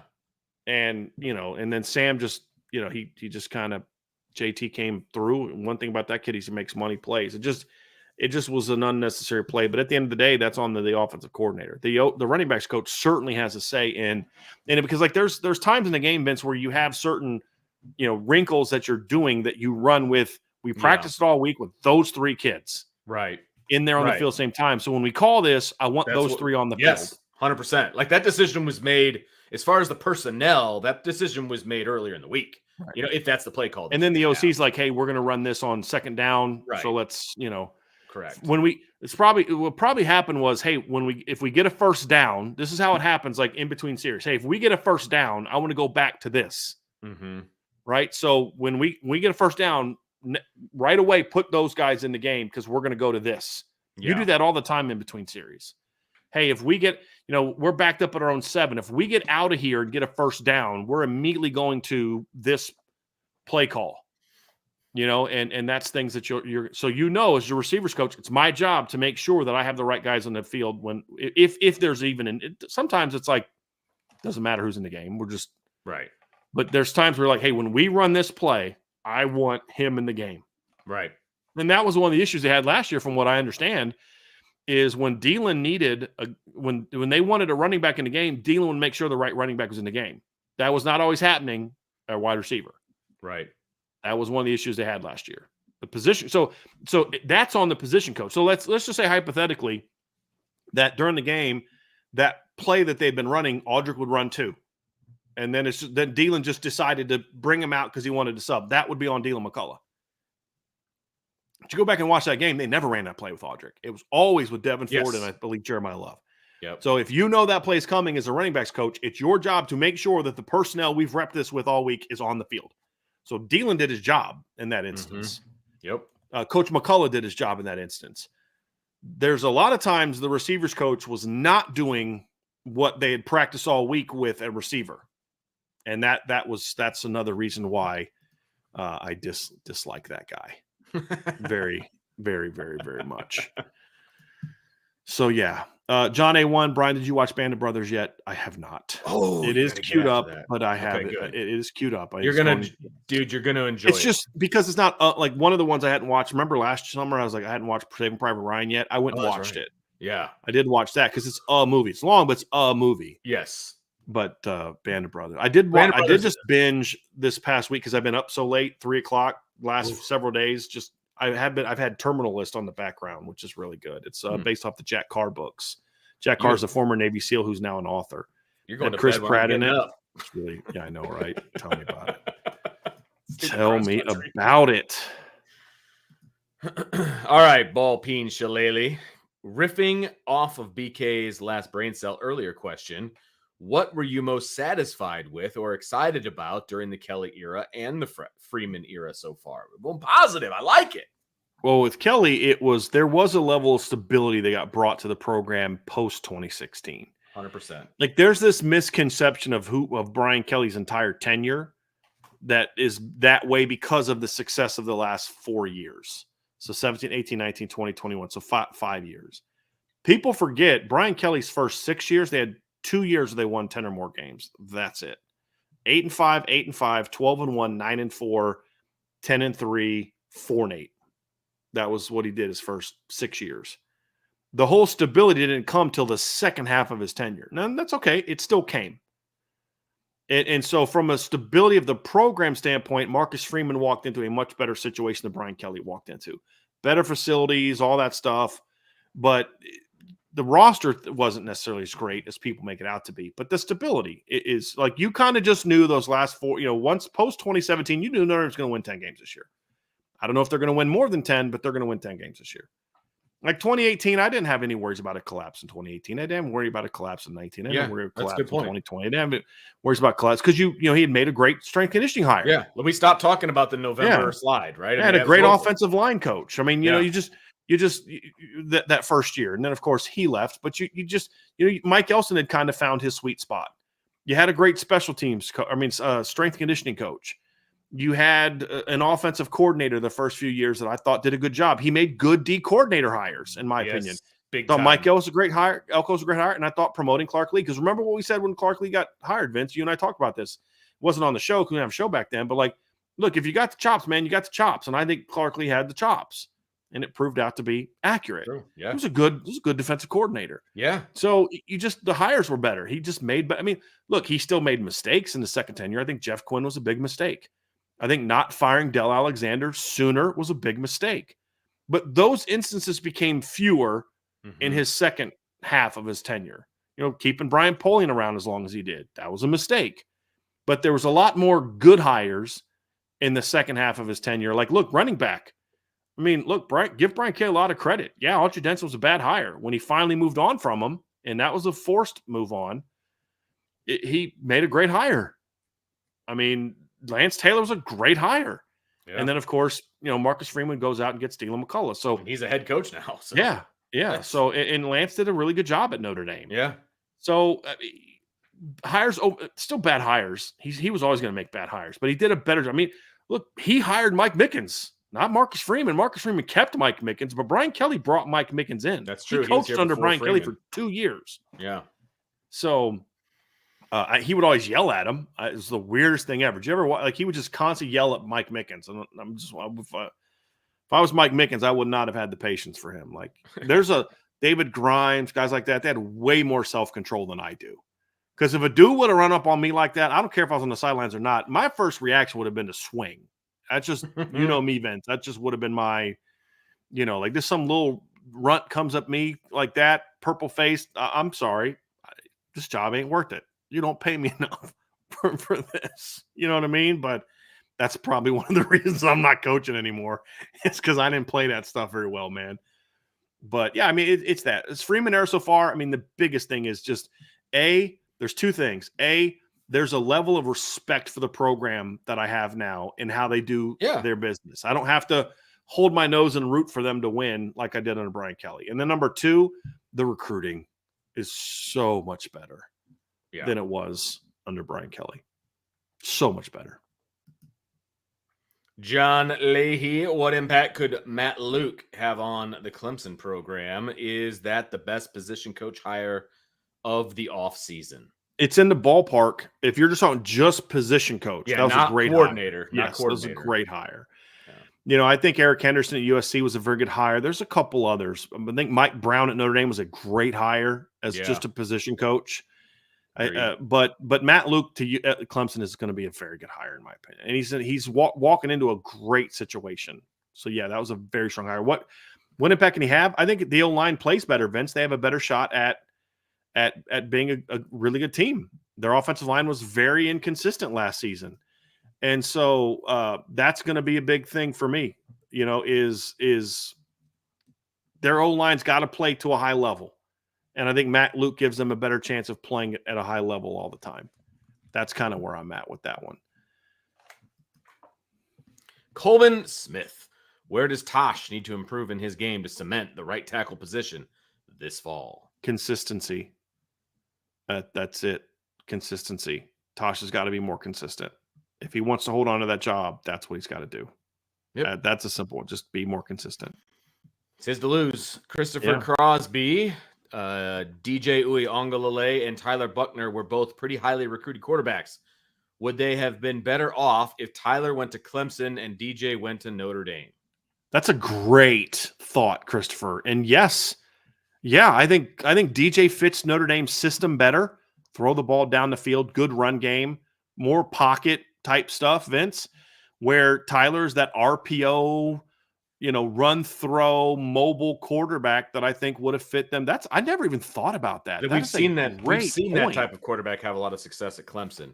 We haven't really seen that kind of quarterback have a lot of success at Notre Dame. Yes, that's a great, not under the last 10 years. Right.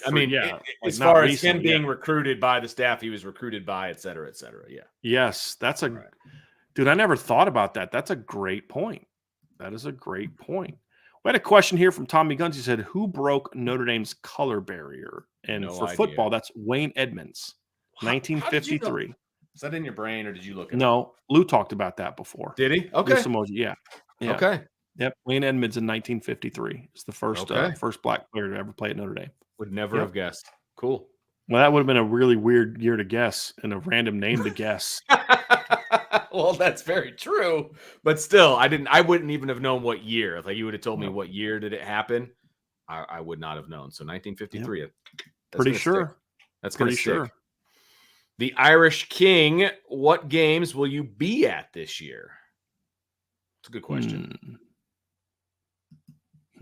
Like which games will we individually be at, or which ones will we be at as an IB? Well, as an IB, I think it's more individually. I'm trying to think that. So right now the plan is I will not be at the Navy game or the Army game. Me personally. Yeah. Vince will be at one of those. And as of right now, I believe Ryan's actually going to cover the Navy game. So just people understand. So Ryan is going to announce his new job the day after he leaves IB. His last day with us is July 14th. That's what his new company wants him to do. And so he'll respect that. We'll respect that. But he still plans on, like, this isn't a thing where he was forced out and we're playing nice. And when he leaves, it's like, thank God. Like, this is not that. Don't let the door hit you. Yeah. I'm excited for what he's doing because he's going to love it. And there's some things with his family that this is going to be much better for his family than what, honestly, I could provide for them. And so, but he still wants to be around, because Ryan was my friend before we hired him to Irish Breakdown. Yeah. And that was the thing he and I always talked about. I was like, look, man, like I whatever happens, we want to make sure that this is, and that was my only hesitation hiring him. I was like, well, what if this doesn't go well? And I got to make a tough decision and let you go. And then how do you maintain a friendship when you fired a dude who's got 2 kids, or at the time he only had 1 kid? But that's not what happened here. And so he's still going to be around. He's going to be on the show from time to time. He's going to be part of the post-game show. Vince and him are going to do a lot of the post-game shows. And then he's like an hour and a half, I think, from MetLife. Yeah, he's real close. So, I think he's covered most of the games that have been there since he came on to IB, right? Well, yeah, he covered and he went down to Baltimore 2 years ago. He covered the Syracuse game with me. We both went to that one. Gotcha. But I do think it's not a given. That's because he still depends on like his new job, and maybe he might not be able to do that. But that's kind of the plan as of right now. I might even send Vince or Sean Stiers to that one. And I don't believe I'll be at the game in LA either at the end of the year. Well, maybe that one I'm a little uncertain on that one, Vince, because of what might be at stake. We'll see. That's fair. I guess the last 2 years for the last game of the year, we've done a live watch.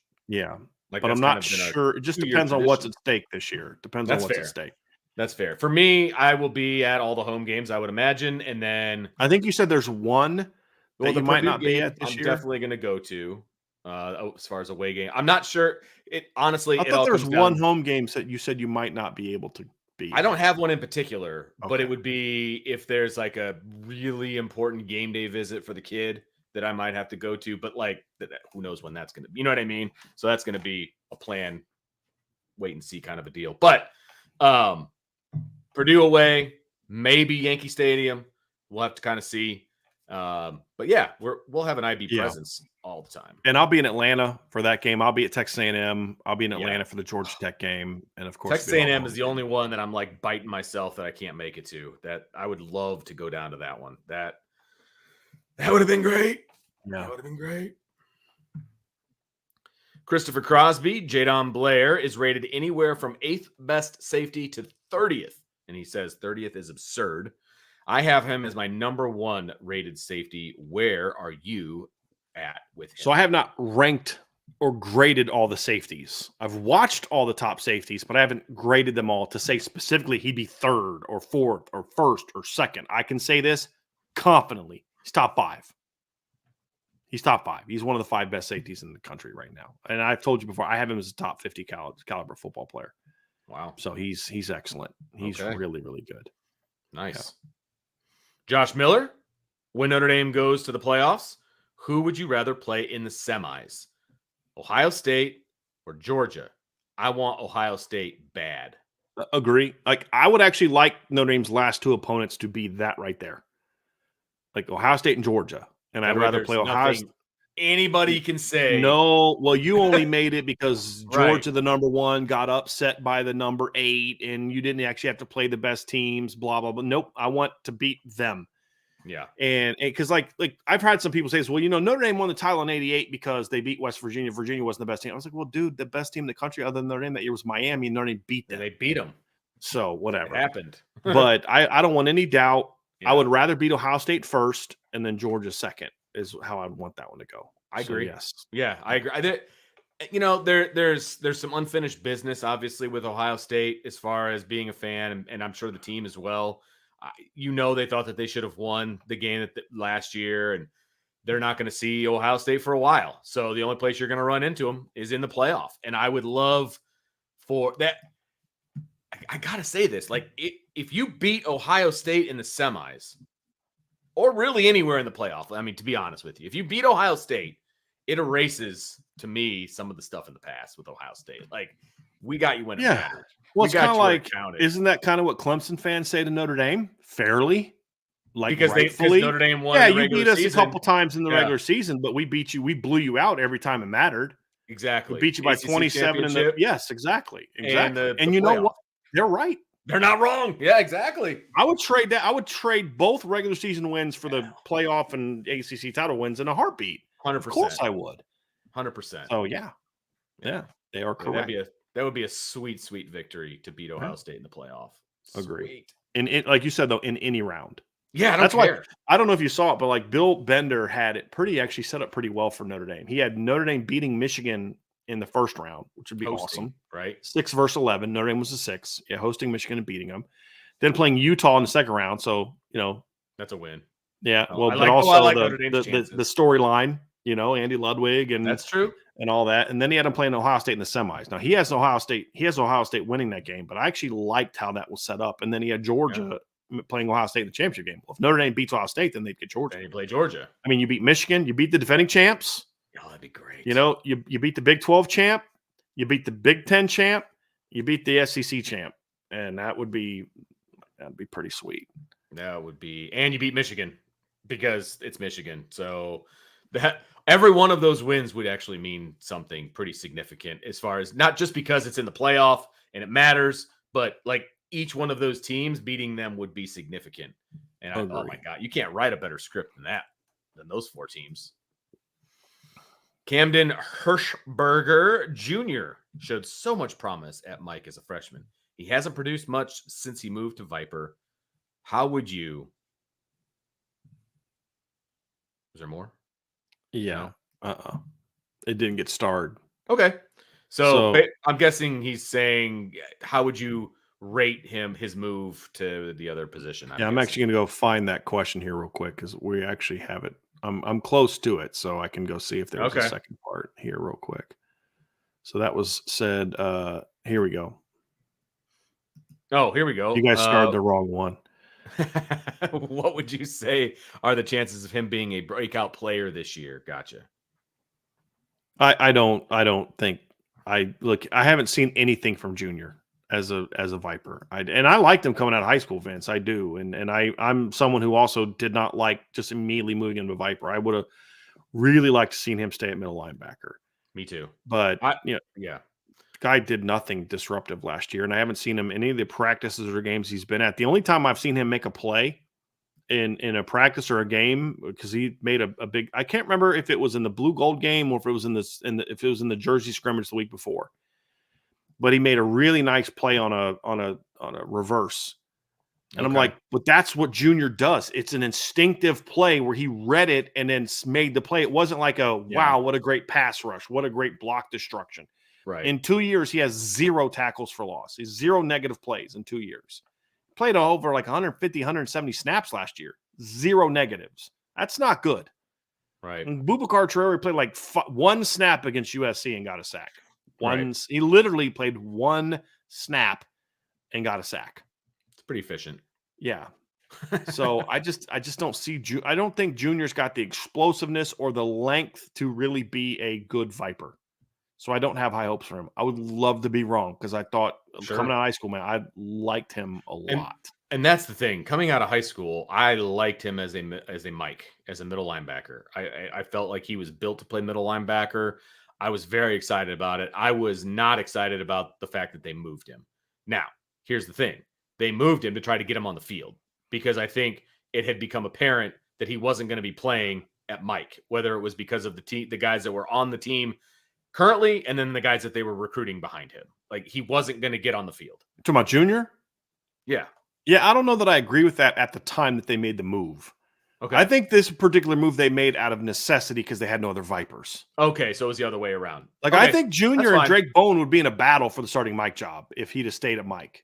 Gotcha. I liked him as a Mike. Just my personal opinion. I did not like the move. I thought this is a pure Mike linebacker. He was built that way. I loved his film. Like, I was a Junior fan.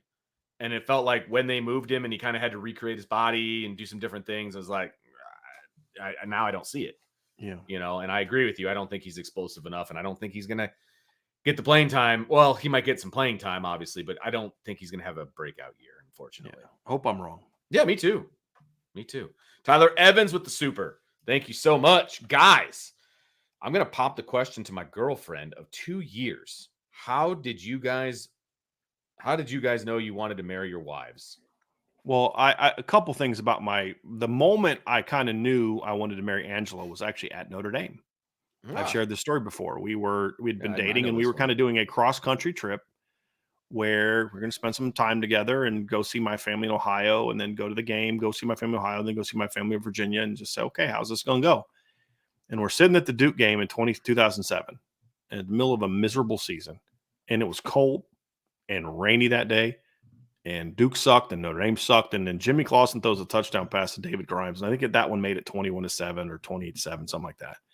Game's over. There's 5 minutes left. I look at Angela and I'm like, okay, you ready to go now? Because it's cold. I mean, she's not a football fan. She didn't know anything about football. And I'm like, all right, I'm ready to go if you are. And she looks at me, she goes, what are you, nuts? There's still 5 minutes left in the game. And I was like, all right, that's it. That's it. But but what led me to that? It was a lot of things. Obviously, there was a love for her. There was someone who I wanted to take care of and protect and honor and cherish for the rest of my life. But at the same time, there was an aspect of she made me better. And that's I've had girlfriends I'd been in love with, or what I thought was love and those type of things. And, you know, I was talking with Angela when we were watching a TV show the other day about this little, teenage girl got broken up with. And you just remember how your life was over when you were a teenager and you got dumped, you know what I mean? But it's like when you become an adult, it's different. At least it better be different, that or you haven't grown up yet. But it's just like, she was the first one I'd ever been with that I'm like, I'm the best version of myself because of her when I'm with her. And I felt that I could do the same with her. And it was just kind of like, so on top of the love and all the different kind of stuff, it's like, I can't be the man I want to be without, so I think God made us. I think God made us, men serve certain roles and women serve certain roles. And some people have turned the role that women into something that I don't think it's meant to be. But I really feel like part of being a great biblical wife is you make your husband better, and you just compliment in a way where I can't reach my full. It's like having a good coach, Vince, right? You can't reach full potential if you don't have a great coach. Well, as a husband, you can't reach your full potential as a man if you don't have an amazing wife at home, in my opinion. That's just how I believe. And I had never met someone that I truly felt made me that way until I met Angela. And that's why we got married, and that's why we've made it through the tough times we've made it through that might have broken other people, but it's because it's like, well, yeah, I'm miserable right now, but imagine how miserable I'd be if she wasn't here. We'll get through this. And we did. And now we're 16 years in, we're in as good a spot as we've ever been in, because again, she makes me who I am. God created me, but he created her, I believe, for me, because she makes me the man that I am. And I certainly wouldn't be here doing all this if it wasn't for her pushing me to do so, because I would have taken easier paths, most likely. I don't know if I'm quite as eloquent, as you are, but all of that applies as far as specifically for my wife and I. We're about in a month and a week. We're going to be celebrating our 20th wedding anniversary. It's awesome. And anybody that can deal with me for that amount of time is a sainted human being. But as far as what I knew, like, we got engaged 9 months after we met. And the engagement ring that I bought my wife took 3 months to be created, because I designed it and everything. So like, I knew like quickly. Okay. The bottom line is we shared a lot of our values, and a lot of our beliefs were just in sync. And there is a bit of the opposites attract deal. Like, she's super quiet and reserved. I'm obviously not that way. And we complement each other very well in that regard. But I think what it all comes down to is values. You have to have the same values. And that was a big part of it. And I had not met anybody to that point that I shared so many values with. Mm-hmm. And we were just super comfortable with each other. We spent every day with each other, and it just became perfect. And we never lived together before we got married. Same. We never did that. People are like, you have to live together. You have to live together. I was Angela and I weren't even living in the same time zone when we got married. We didn't do that. No, but I'm making the point. Yeah. Like, people, well, how can you really know? You work at it. Yes. You freaking 100%. Work at it. That's what you do. 100%. And yeah, I've got all kinds of other stories that I could tell, but my wife would probably get mad at me. Yeah. But the bottom line is value sharing and best friend. Yeah. Like, I know that I can get through anything with her by my side, and we have proven that time and time again. And for those of you that know, I have 5 kids, and when we got married, my wife wanted 0. So, and after the first one, she probably was like, "Now I want more." About a year after the first one, because he was a good baby, and I'm sure she regrets that decision. No, just kidding. But best you got great kids. Best advice I could give as a husband is something that I learned way too late. Now, I was told it, but I didn't accept it. because my dad, when I first got married, my dad put his arm around me, and I'm very close with my family. You know that, very close with my parents. My dad puts his arm around me this is after the wedding reception, and he points to Angie and goes, "That's your family now." And I didn't understand what that meant. My dad did. He'd raised 2 kids, put two kids through college. He had been a dad. He was a dad at 23. And I didn't get it. But the thing that helped me that I wish I could impart onto newlyweds so they don't go through as many of the tough times as maybe we did is when I became a good husband, and I was not a good husband for probably the first half of our marriage, maybe more. Loved her and took care of her and protected her, but I wasn't a good husband. Is the day that I realized that my goal is not what she can do for me. It's when I started to say, my job is to be a godly husband and love her, whether I think she deserves it or not. It was outward focused. Your job isn't to control how she treats you. Your job is not. Your job is to love her the way that God commands you to love her, no matter what. And when you can learn to do that, that's when then all the other stuff kind of falls into place. And that impacted her. And then she had some of her own realizations about that. And that's when our marriage became strong, was when I realized she's not there. Like, I should not view her as what can she do to make me happy. My job is to live for her. Her job is to live for me. My job isn't to make her live for me. My job is to live for her, to honor her the way that God wanted me to. Again, she should do the same for me, whether I deserve it or not, because that's what we're commanded to do. And once we finally started looking outward instead of inward, because everything else was about, every fight was about, well, how you made me feel. That's what every fight was about. Well, this is how you made me feel. It's not about you. It's about her.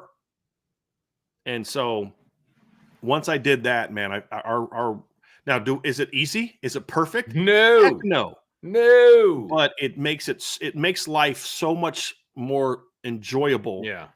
And it makes the relationship so much better when you finally realize, like, dude, you are commanded to love and honor. God doesn't say, somebody just said, Brandon Rouse just sent the perfect verse. It's Ephesians 5:25. Husband, love your wives as Christ loved the church and gave himself up for her, that he might sanctify her, having cleansed her by the washing of water with the word, so that he might present the church to himself in splendor, without spot or wrinkle or any other such thing, that she might be holy and without blemish.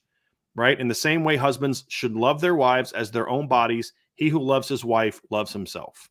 For no one ever hated his own flesh, but nourishes and cherishes it, just as Christ does the church. Now, I looked in there, and there's nowhere it says, as long as she's cool, as long as she's reciprocates, as long as she also gives back to you, this is how you treat her. Right. No, it says, this is what you do. There's no like, as long as. Right? There's none of that. This is what you do. Right? This is what you do. And there's no but. I looked for it. Like, dang, is there got to be a but in there somewhere? Or unless. It's got to be in there. Nope, not in there. This is what you do.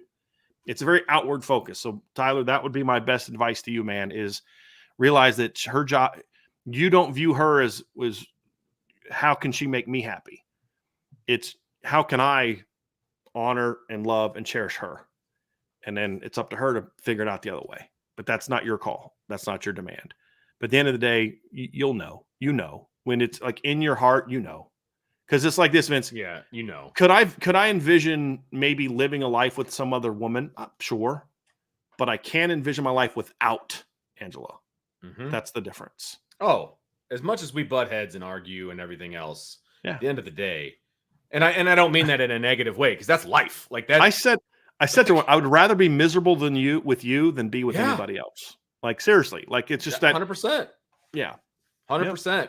And it's amazing the different trials that you go throughout a marriage, right? You have the pre-children time, or for me, you have the pre-children, you have the little babies, and butt wiping and all of that. And then you got the older kids, and then it's going to be the kids gone. And I remember I the other day I leaned over my wife and I was like, are we going to be okay when the kids are gone? She's like, I don't remember what that's like. I was like, yeah, I know. Yeah. So I was like, well, we got some time. Love it. I was like, we got time, but like, it's kind of scary. You'll definitely love the bank account. That's the part you'll definitely love. Can't wait for that. All right, let's keep anyway, rolling. That's a Let's good keep question, rolling. man. I appreciate that. And hey, man, congratulations. I hope she says yes. Let us Yes. know how it goes. Absolutely. Okay. It's gonna be you're gonna be the most nervous you've ever been in your entire life. I can promise you that. I say I took my wife engagement ring shopping the day that I proposed for her. It was part of my ruse to make her think I didn't have the ring. Nice. I'd already bought the ring, and we'd kind of talked about getting married. And I was like, well, I played it up, man. I flew out to Colorado to see her, and it was around Christmas time. And I was like, well, I don't really know what even kind of ring you'd even want.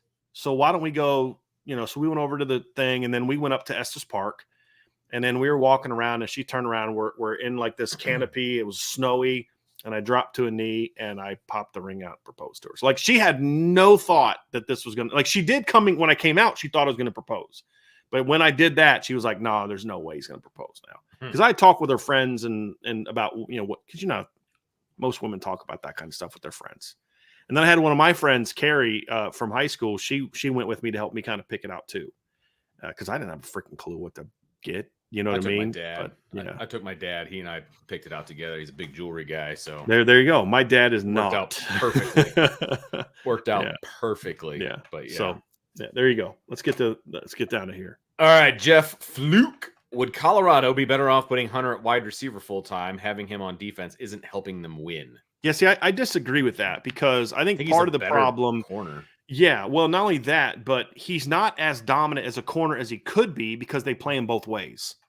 Yes. If they would play him just at corner, he'd be as close as you can get in college to being a lockdown corner. I think he'd be an elite corner. And that makes their defense better because you can just say, he's just going to take that guy out, and then you can do other things. It's easier for me to get a bunch of good receivers and put a good receiving core together than it is for me to find an elite corner. Agreed. And I also think, he could Travis Hunter can be an NFL player at whatever position he wants to play. I just don't think they make a lot of guys with his size and length and athleticism and instincts at corner. They just don't. Guys like that don't come around very often. And I personally think if he was to pick one side, he'd have an even, because imagine how bad your defense would be if you didn't have him at corner. You know what I mean? So, now you got to score 40 every game to win. That didn't work out too well for Caleb Williams last year, did it? So I actually think he could have a bigger impact on defense. Andre, Brian, and Ryan. Oh, yes. Okay. Who are your game wreckers for this Notre Dame team by position this season? I asked Vince this question on the Sports Talk show 2 nights ago. He did. Well, for me, offensively, here's the guys that have a chance to be game wreckers. I think both running backs are game wreckers. I think Riley Leonard has the tools to be a game wrecker. I think he was at Duke at times. Now, can he do it more consistently? We'll find out. And I think Chris Mitchell has a chance to be a bit of a game wrecker just because he's a big play guy. I don't know that I would count Jaden Greathouse as a game wrecker. I think he's really good. Game wreckers, maybe next year. But those would be the 4 on offense. Defensively, boy, I got to tell you, I think Riley Mills and Howard Cross have that potential. I think Drake Bowen has that potential, and I think Xavier Watts has shown that. Benjamin Ward has shown that, and I think Christian Gray has that. I think those are the guys with game record talent. Boubacar Traore and Bryce Young are 2 other ends that I think have that potential. I just don't know that we're going to see that this year. And I'm hoping Josh Burnham does as well, but I just need to see more. But he's got a lot of talent. But there's a lot more of those guys that I feel comfortable saying right now on offense. Now, eventually, like next year, Cam Williams, I think will probably be in that conversation for me more. I think then I'll have, maybe Jaden Greathouse a little bit more in that conversation. But for me, for now, that's where I'm at those positions. So, and you said he asked you already, right? Vince? Yeah, we did a whole segment basically on it. Okay. Robert Bishop.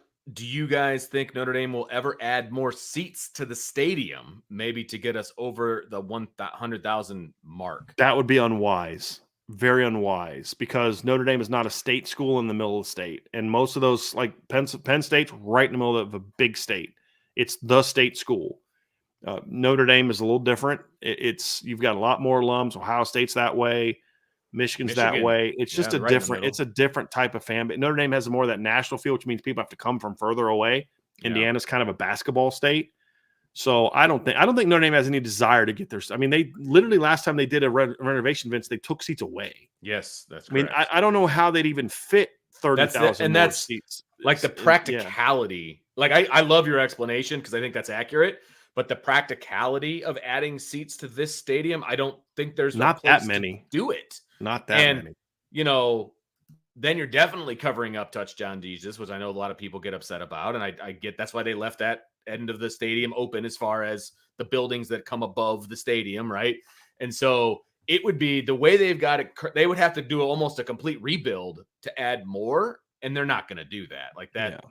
That's just not. They put too much money into those those 3 buildings that they added to the outside, that there's nowhere to really add any seats. And nor would I, like you said, I wouldn't really want that to be the case. You and I both know, and it's kind of like an unspoken thing, but they've had issues selling out, and the team's been good, and they've had issues selling out some of their home games when they play an opponent that's not great. Yeah. And so when you add 20,000 seats, that's 20 more thousand tickets they got to sell to those games. And I don't think that's a hill they want to climb, to be honest with you. I mean, think about how many Notre Dame fans complain about how I can't believe their schedule's in Miami of Ohio. It's like that stadium will not sell out. No. Will not sell out. No. And I think that's messed up because you don't have the huge number of local fans like an Ohio State has, like Penn State has. And the thing is, back when I was a kid, and I know this, but back in my day, but like when I was younger, they would sell out because the tickets were not super expensive, and you could get them. And a lot harder now. Yeah, it's so much harder because they've outpriced the actual local people, in my opinion. Yeah, they've outpriced. I mean, Vince, when you take your kids to games now, it's because I get you tickets. Yeah, 100%. It costs you a lot of money to take your kids to games. Yeah, 100%. A ton of money. Yeah. Yep. Yeah. I think Christopher Crosby nailed it. If they're going to build a stadium that big, they'd have to build a new stadium. Yeah, and they're not going to do that. No, nor should they. No, they don't need to. There's just no need to. Yes, exactly. There's no. Their stadium is perfect for them. It's absolutely perfect. It's plenty big. 80,000 seats, plenty. Right. It's great. Tommy Gunn's over under half of a season, off season / spring compared to in season, for Ferrayamo to be moved to Viper. Well, number one, they need to land him first. But number two, I would go over. I know that this is like the cool talking point now that it's just they're going to move him to Viper. I don't think that's no one at Notre Dame that I talk to, or I should say, no one that knows of Notre Dame's recruiting efforts has ever mentioned to me moving him. Like we're moving him to Viper. I mean, of course, we think he might be able to, but they're talking about Nathaniel Owusu-Boateng being a rover, and so like. That's Madden's the top inside guy, and along with Anthony Sacca. So I know that like it's the cool talking point now, but I don't think it's a given that they're going to move him. Could it happen? Sure, it could happen. But Notre Dame wants to see him get a shot at linebacker and see if he can stick a linebacker first before they would then move him to Viper. So I've definitely taken the over on that one for sure. Cool. Yep. Ben Tarnowski, is Hall going to Stanford considered a quote-unquote loss for us? In-state kid, highly ranked, etc. What about the other 3 does the staff like more than what Hall offers? Why not push for all of them? Well, you can't take 6 receivers. That's why. The last part. But the first part, look, he's only highly ranked by one service. He's not highly ranked by anybody else. Very productive player. I'd have been fine taking John Anthony Hall. Been fine. I like him as a player. It really comes down to he's just not as dynamic as the other 3. That's what it comes down to. And they're looking for more dynamic players. Dylan Robinson's taller, longer, way higher upside. I love Dylan Robinson. But I like Dylan Robinson more than Derek Meadows. I do. I know Derek Meadows has an incredibly high ceiling. He's ranked higher, but if you could say pick one of Meadows or Robinson, I'd take Robinson. And then Tanoke Hines is a 10-4, 100-meter dash kid. Like he's explosive. And that's just what they're looking for. They're looking for dynamic guys, like big, high upside guys. He's, like I said, he's a David Bell. And that's good. But you kind of already got that in the class with Elijah Burris, in my opinion. I think that's what Elijah Burris can be. They're looking for more of that's really high ceiling guys. And I think the 3 other guys he's the best of all 3 of them now. Like high school, if I had to go out and win a high school championship next year, of those 3, Dylan Robinson and probably John Anthony Hall are the 2 I'd probably take the most. Dylan Robinson because he can play both ways. He's a really good corner. But he's the best receiver today. But I don't care about who's the best receiver today. I care about who's going to be the best receiver in college. Yep. And that's what they're banking on. But I'd have been fine if they'd have took John Anthony Hall. Totally fine. I'm not like, oh, I didn't want him anyway. No, I'd have taken him. But I'm also okay with them saying we're going to push for these other three and hopefully get two of them. Totally fine with that. And they were honest with the kid, which is why he picked Stanford. That's why he picked Stanford. Gotcha. Makes sense. Ryan Olnick. Hey, guys. Haven't caught a live show in a while, but thank you for all you do. You're welcome, Ryan. Question. Who do you think have been Notre Dame's best leaders of the team in the last 20 years at each position? 20 years goes back to Smokies, 2004. So quarterback's easy. It's Brady. Running back, that's a tougher one. Cam McDaniel pops in my head. Ooh, that's a good one. As a good one. I thought Audric showed me some really good leadership. Kyron was he was more of a lead by example kind of guy. I thought Audric last year showed me some stuff, but probably Cam McDaniel, running back. Wide receiver, that's a little tougher one. Leaders at wide receiver. I mean, Mo Stovall, I felt, was a pretty good leader in his 1 year, or the 2 year. I mean, his 1 year where he really stood out. Trying to think. Leaders at wide receiver. See, a lot of this stuff is kind of behind the scenes. TJ Jones, I thought, showed some of that. Yeah, that's a good one. TJ did some nice stuff in that regard. Yeah. Chris Fink, maybe a little, but I'd say TJ Jones is probably the one that popped out the most to me. Tight end, Tyler Eifert and Michael Mayer were both great players, but also really good leaders. That would be mine there. Offensive line, there's two, and they play. There's from 04. There's really three. I can't say one. Zach Martin was a great captain. Mike McGlinchey was a great captain, and I think Quentin Nelson was a great leader. Quentin did it way different than those other two. Quentin was and I've said this before. Alex Bars explained this to me when I interviewed him one time. He's like, Mike was a great leader because Mike was the rally guys together. He was the talker. Mm-hmm. He was and there's a need for that. He's like, Quentin was the guy that set the stand for how you worked every day. Yeah. And if you didn't live up to the standard that Quentin set for that room, he would let you know about it. And it was not pleasant. Mike was the statesman.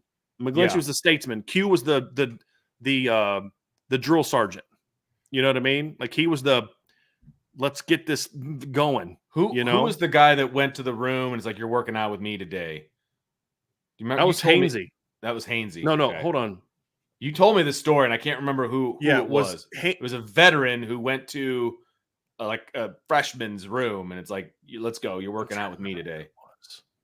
I thought that was that might have been Q. I thought it was Q. I think he did it with or was it Bars? It might have been Bars. I have to ask because I thought it involved Robert Hainsey. I'll have to ask that one. I remember telling that story. Yeah, I know. You told it to me. I thought it might have been Bars. But I think Michael Mayer did that at one point in time too.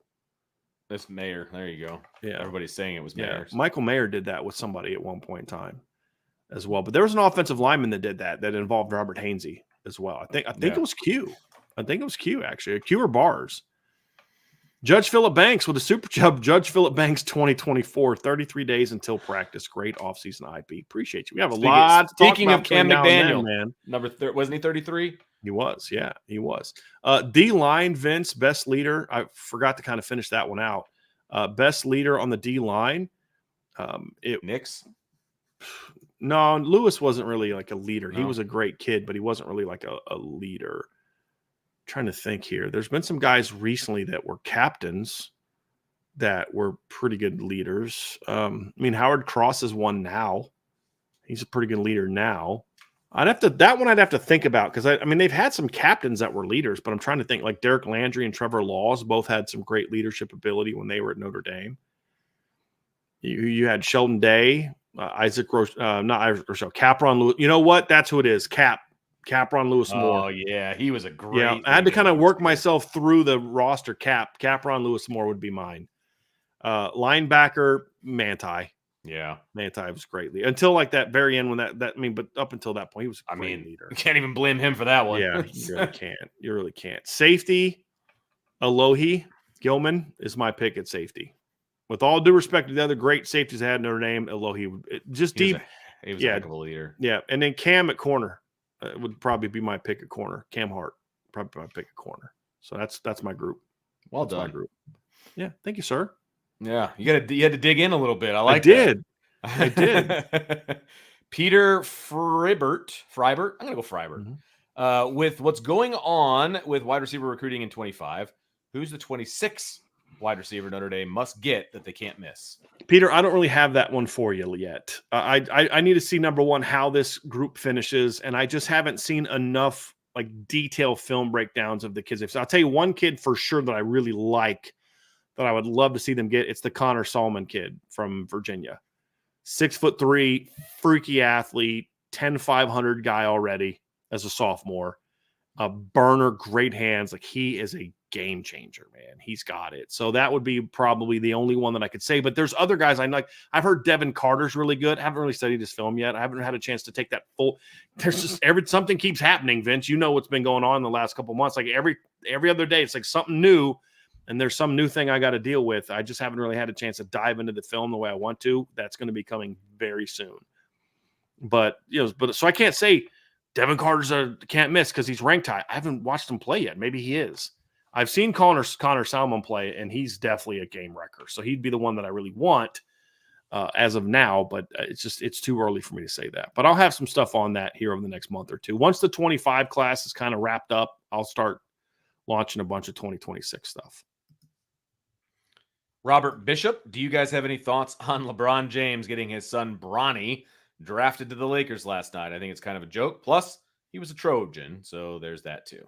I don't have a problem with it. I mean, there's nepotism in every field. Yep. If you like LeBron, you're going to defend it. If you don't like LeBron, you're probably going to hammer him. I don't particularly care for LeBron, but you know what? He's earned it. You know what I mean? Like, second round draft picks don't have guaranteed. 55th pick. Yeah, he towards the bottom of the draft. Right. A lot of those guys don't make the roster anyway. Correct. So it's and if you're the Lakers too, LeBron's technically a free agent, right? I mean, so this is a great way for you to keep him. Not that I'm saying I would want to. I mean, you went out and hired one of his buddies to be your head coach. What's wrong with bringing his son in as a second round pick? I mean, nobody. It's not like you're going to draft a guy there that was going to necessarily like come change your program around. I mean, I don't care. I mean, I don't care. It's one of those things where nowadays everybody just gets so worked up about it. We just want to be pissed about something. For me, Robert, honestly, I don't care. You know what? LeBron's one of the best players this generation. He's played a long time. He won a championship with the Lakers. I put an asterisk by it because of that COVID year bubble championship. The bubble championship. You know what? Whatever. I mean, most guys at the end of the bench don't play anyway. Now, if he makes the team and he clearly shouldn't make the team, then I'd have a problem with that. And that probably will happen. Second round picks don't because now you're taking food off the table of a guy that's earned that roster spot. That's different. But drafting him second round, those aren't guaranteed contracts, so I don't care. The thing that to your point, Vince, I agree with you. I think that's going to come next. Yes. That I would have a bigger problem. Then we can start talking because I think I read like his agent won't let him sign a 2-way contract, so they won't let him play in the G League, which is just dumb. I mean, but for his actual development as a basketball player, that's really dumb. Very dumb. Whatever. I was annoyed by it, sure, but like you said, it happens everywhere, man. Like I wish I had a nickel for every time.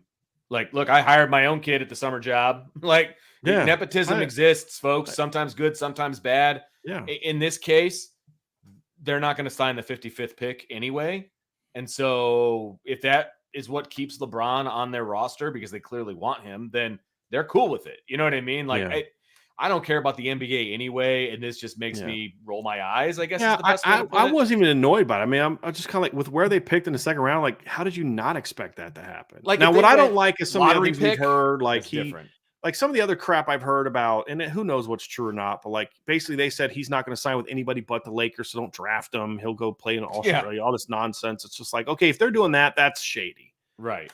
But otherwise, like, I just don't. It is what it is. I'm good. Like, that's fine. He's earned that. You know, and he has earned stuff. I mean, look, he's still an excellent. You're telling me that, player. Like, listen, you're telling me if Larry Bird had a kid coming up that was a mediocre college basketball player and as a freshman, you know, showed some promise, but you know, whatever. If you're telling me that the Celtics wouldn't have drafted Larry Bird's kid if that was come on, of course they would have. Same thing with Michael Jordan if his kids were actually good at basketball. The Bulls might not have because they had a jacked up organization, but like most normal organizations, I mean, come on, the Celtics definitely would have done that for Bird. The Mariners drafted that Griffey kid just for his dad. I mean, clearly that was nepotism. That's one of those ones where the son is way better than the dad. I still love, and the dad was pretty flipping good. Dad won a couple World Series. Look, they went back to back home runs. Like that was awesome, and I love when Griffey went over and stole the fly ball from his dad. Yes, and the look on his dad's face, that was classic. Like I'm gonna whoop you. That's great. Yeah, you are so getting a spanking when we get back. I thought that was awesome, but anyway, agree. Carlos Garza, you guys may have already discussed this, but with the expansion of the playoffs, do you guys think they'll up the amount of scholarship players they'll allow on the roster? We've asked them. I think that they're going to end up doing that, but it's not going to be because of the playoff. And again, 85 scholarship players is plenty. That's a lot. Guys, you can only have like 50. Like you can have 48 dressed, I think, for the NFL, and then you have like 50 something on the roster. It's 53. Yeah. And then you've got your practice squad. So you're at most in the 60s, like low 60s for the NFL. You have 85 scholarship players plus walk-ons. You have plenty of guys to get through a season. Yeah, most teams have like 120-ish guys on the roster. You got plenty. Yeah. Now, there was some talk a few weeks ago about them doing away with walk-ons. What's your thought process there? Like, I hate it.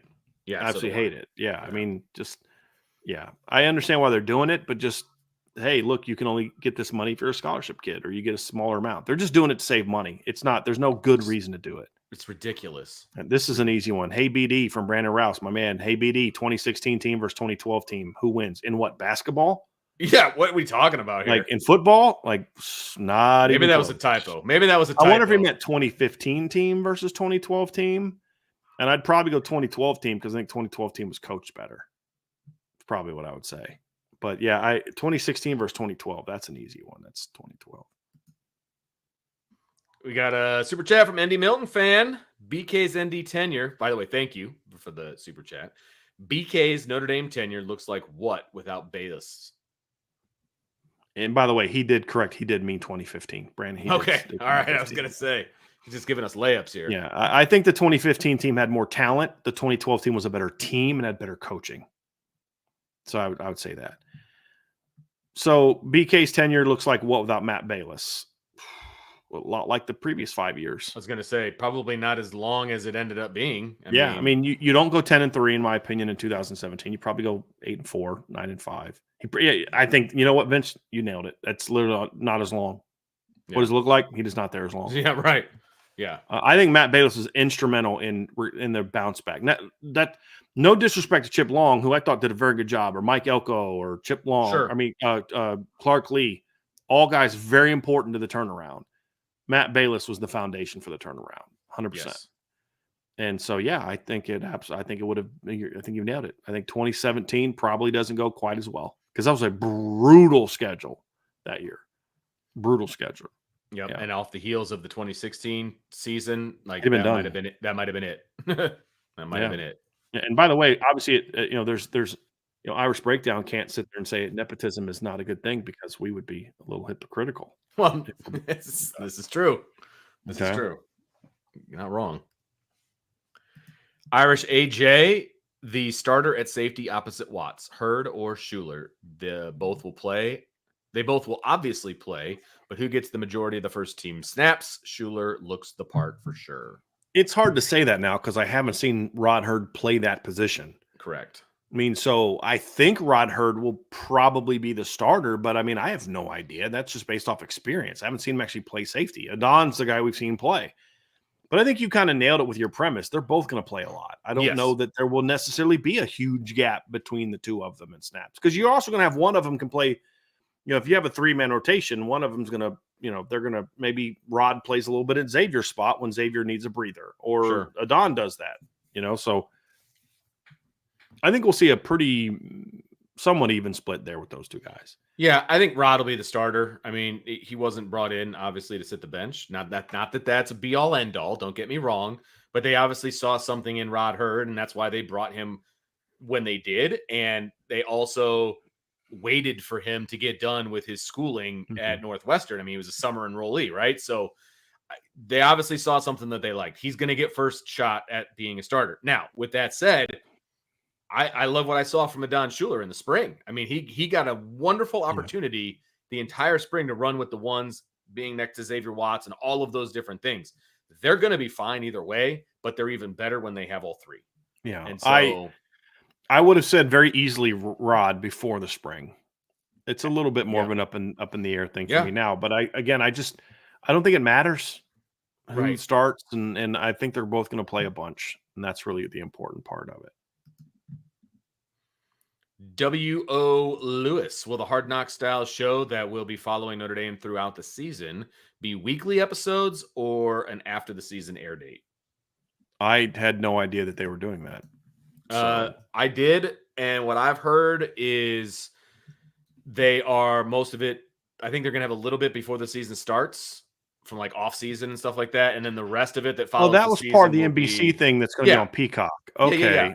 It's going to be at the end. Yes, they're going to save it all for after the season's over, I believe. I thought like it was like Hard Knocks. Okay, this is that NBC thing they announced when they signed the new TV contract. Okay, yeah, because they've already it's going to be after the season. They've already got cameras following Marcus Freeman around. Because didn't the Showtime thing kind of get released every week? It did.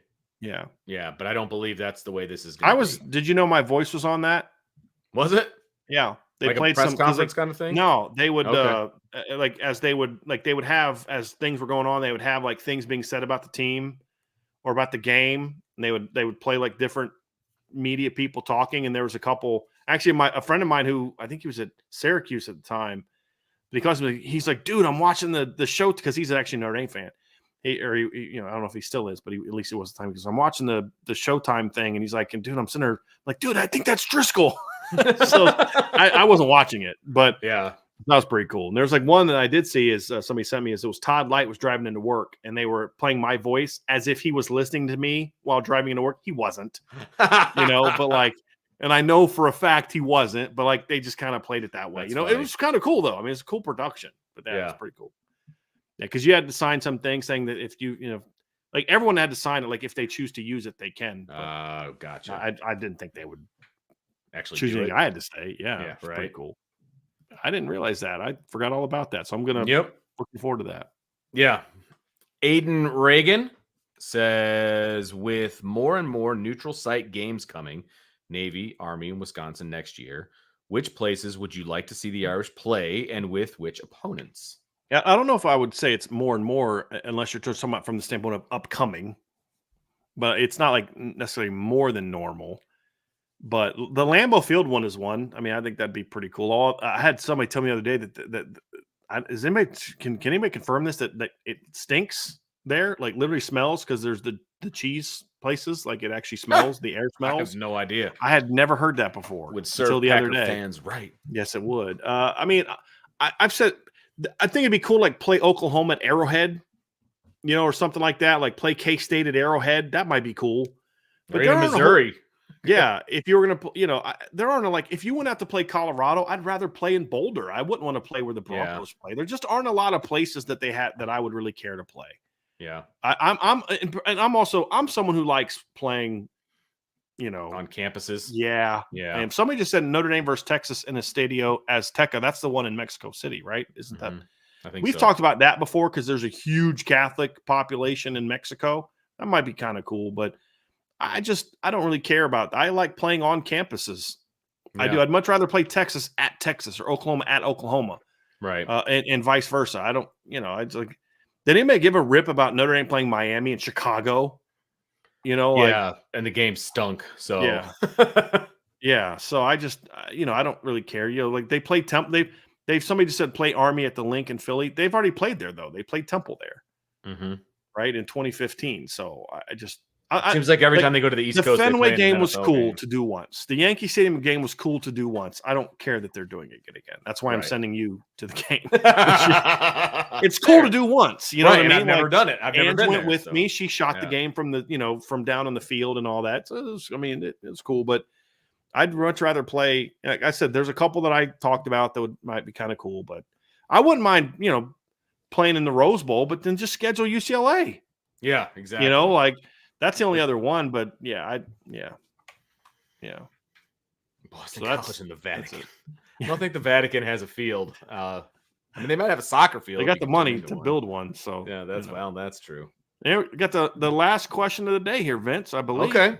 Ken Carson, how do you guys feel about Notre Dame's NCAA 25 rating? 90 overall, 90 defense, and 85 offense. I don't know how that works. That math doesn't work, but that's Well, okay. yeah, but that's what it. Yeah, it's what it. I mean, who knows how they do that stuff? But I'm fine with the. I'm fine with the 80 overall. I mean, that puts them in the top 8 to 10. And I'm fine with the 90 overall on defenses because I believe that ties them with like they're sixth on here, but like they're tied with Oregon, Bama, Clemson, Notre Dame, Michigan, all have 90. Georgia's Like 94 defense? for defense. Okay. And then Ohio State's at 96. If you're going to have Ohio State at 96, Notre Dame should be higher. I'm sorry. Ohio State's defense was not that much better than Notre Dame's last year. If it was even better at all, you know what I mean? So whatever. But I'm fine. Tied for third, whatever. I'm fine. I don't really get too much into that. Like 90 overall, top 7 or 8. I think the offense being at 85 is one that I think is too low. I think like some people forget Notre Dame finished 7th in college football in scoring offense last year. I think kind of we forget that sometimes. Had a way better offense than Colorado did last year. Way better. So I'm good. I'm good with it, Vince. What I will say is I think it's absolutely hilarious how much stock people are taking into what a video game is putting out. Like people writing whole articles about it. I mean, like, dude, I am not doing that. There was a guy on Twitter, and I'm not trying to knock Ohio State, but he was an Ohio State guy. He's pissed. And did you see it? Like, oh, clearly they intercepted an Ohio State ball because State it's conspiracy, red. And I'm like, yeah, like, dude. What I actually liked about that though, there's a lot of Ohio State fans like, bro, chill. They have like the highest ranked offense, like the highest, like the second highest offense. There's no conspiracy. It's a freaking advertisement. Like, but some of those people get super worked up about that, man. He was just like super worked up about it. It's like, dude, just don't care. You're like, I can't believe they're releasing it. Like, can you just release the game? Yeah, I know. You know what I mean? Like, do we like doesn't? Hey, but people writing articles from it. And they're doing a great job of getting publicity for this. Oh, they game. are. Let me tell you, they are, and they're forcing me to go buy a system and the game. And I wouldn't exactly call it forcing me to do it. I'm gladly, willingly. But if this game wasn't coming out, I would not be doing it. Oh though. no. You know what I mean? Like they're forcing. But if the game never went away, I would have upgraded every single time. That's fair too. So yeah, that's fair too. Yep. That's it. He's right. All right. This is the correct take right here. That's, 100% correct. And they're getting it. They're getting clicks and engagement. I'll tell you what. Yep. So this is the most anticipated game I think I've ever seen. So it's the only it certainly is for me because I mean every year we'd look forward to the college football game, but it was kind of like every year it wasn't as big a deal. But like, dude, I've been waiting a decade for this. 10 years. 10 years. I had one less kid the last time one was out. All right. Was it only one? Yeah. Because how old's? Oh wow, she's over 10 12. now. She's 12. Wow. Yeah. Man. Yeah. Growing up quick, bro. Tell me about it. All right, everybody. Hey, thanks for hanging out with us on a Friday afternoon. Really appreciate you. Make sure you hit the like button. Make sure you hit the subscribe button. Make sure you hit the notification bell so you know when shows are coming because you never know. There might be more. There might be more. And then, of course, make sure you get on the boards.irishbreakdown.com. I already referenced something that's on there right now that you can go and be a part of. So you're not in the in crowd unless you're on the boards. You're just a square. You don't want to be a square. So that's going to do it for this edition of the Irish Breakdown podcast. Thanks for joining us, everybody. We will see you again on Monday with the recruiting show and then more shows next week. So stick around, folks. We'll see you.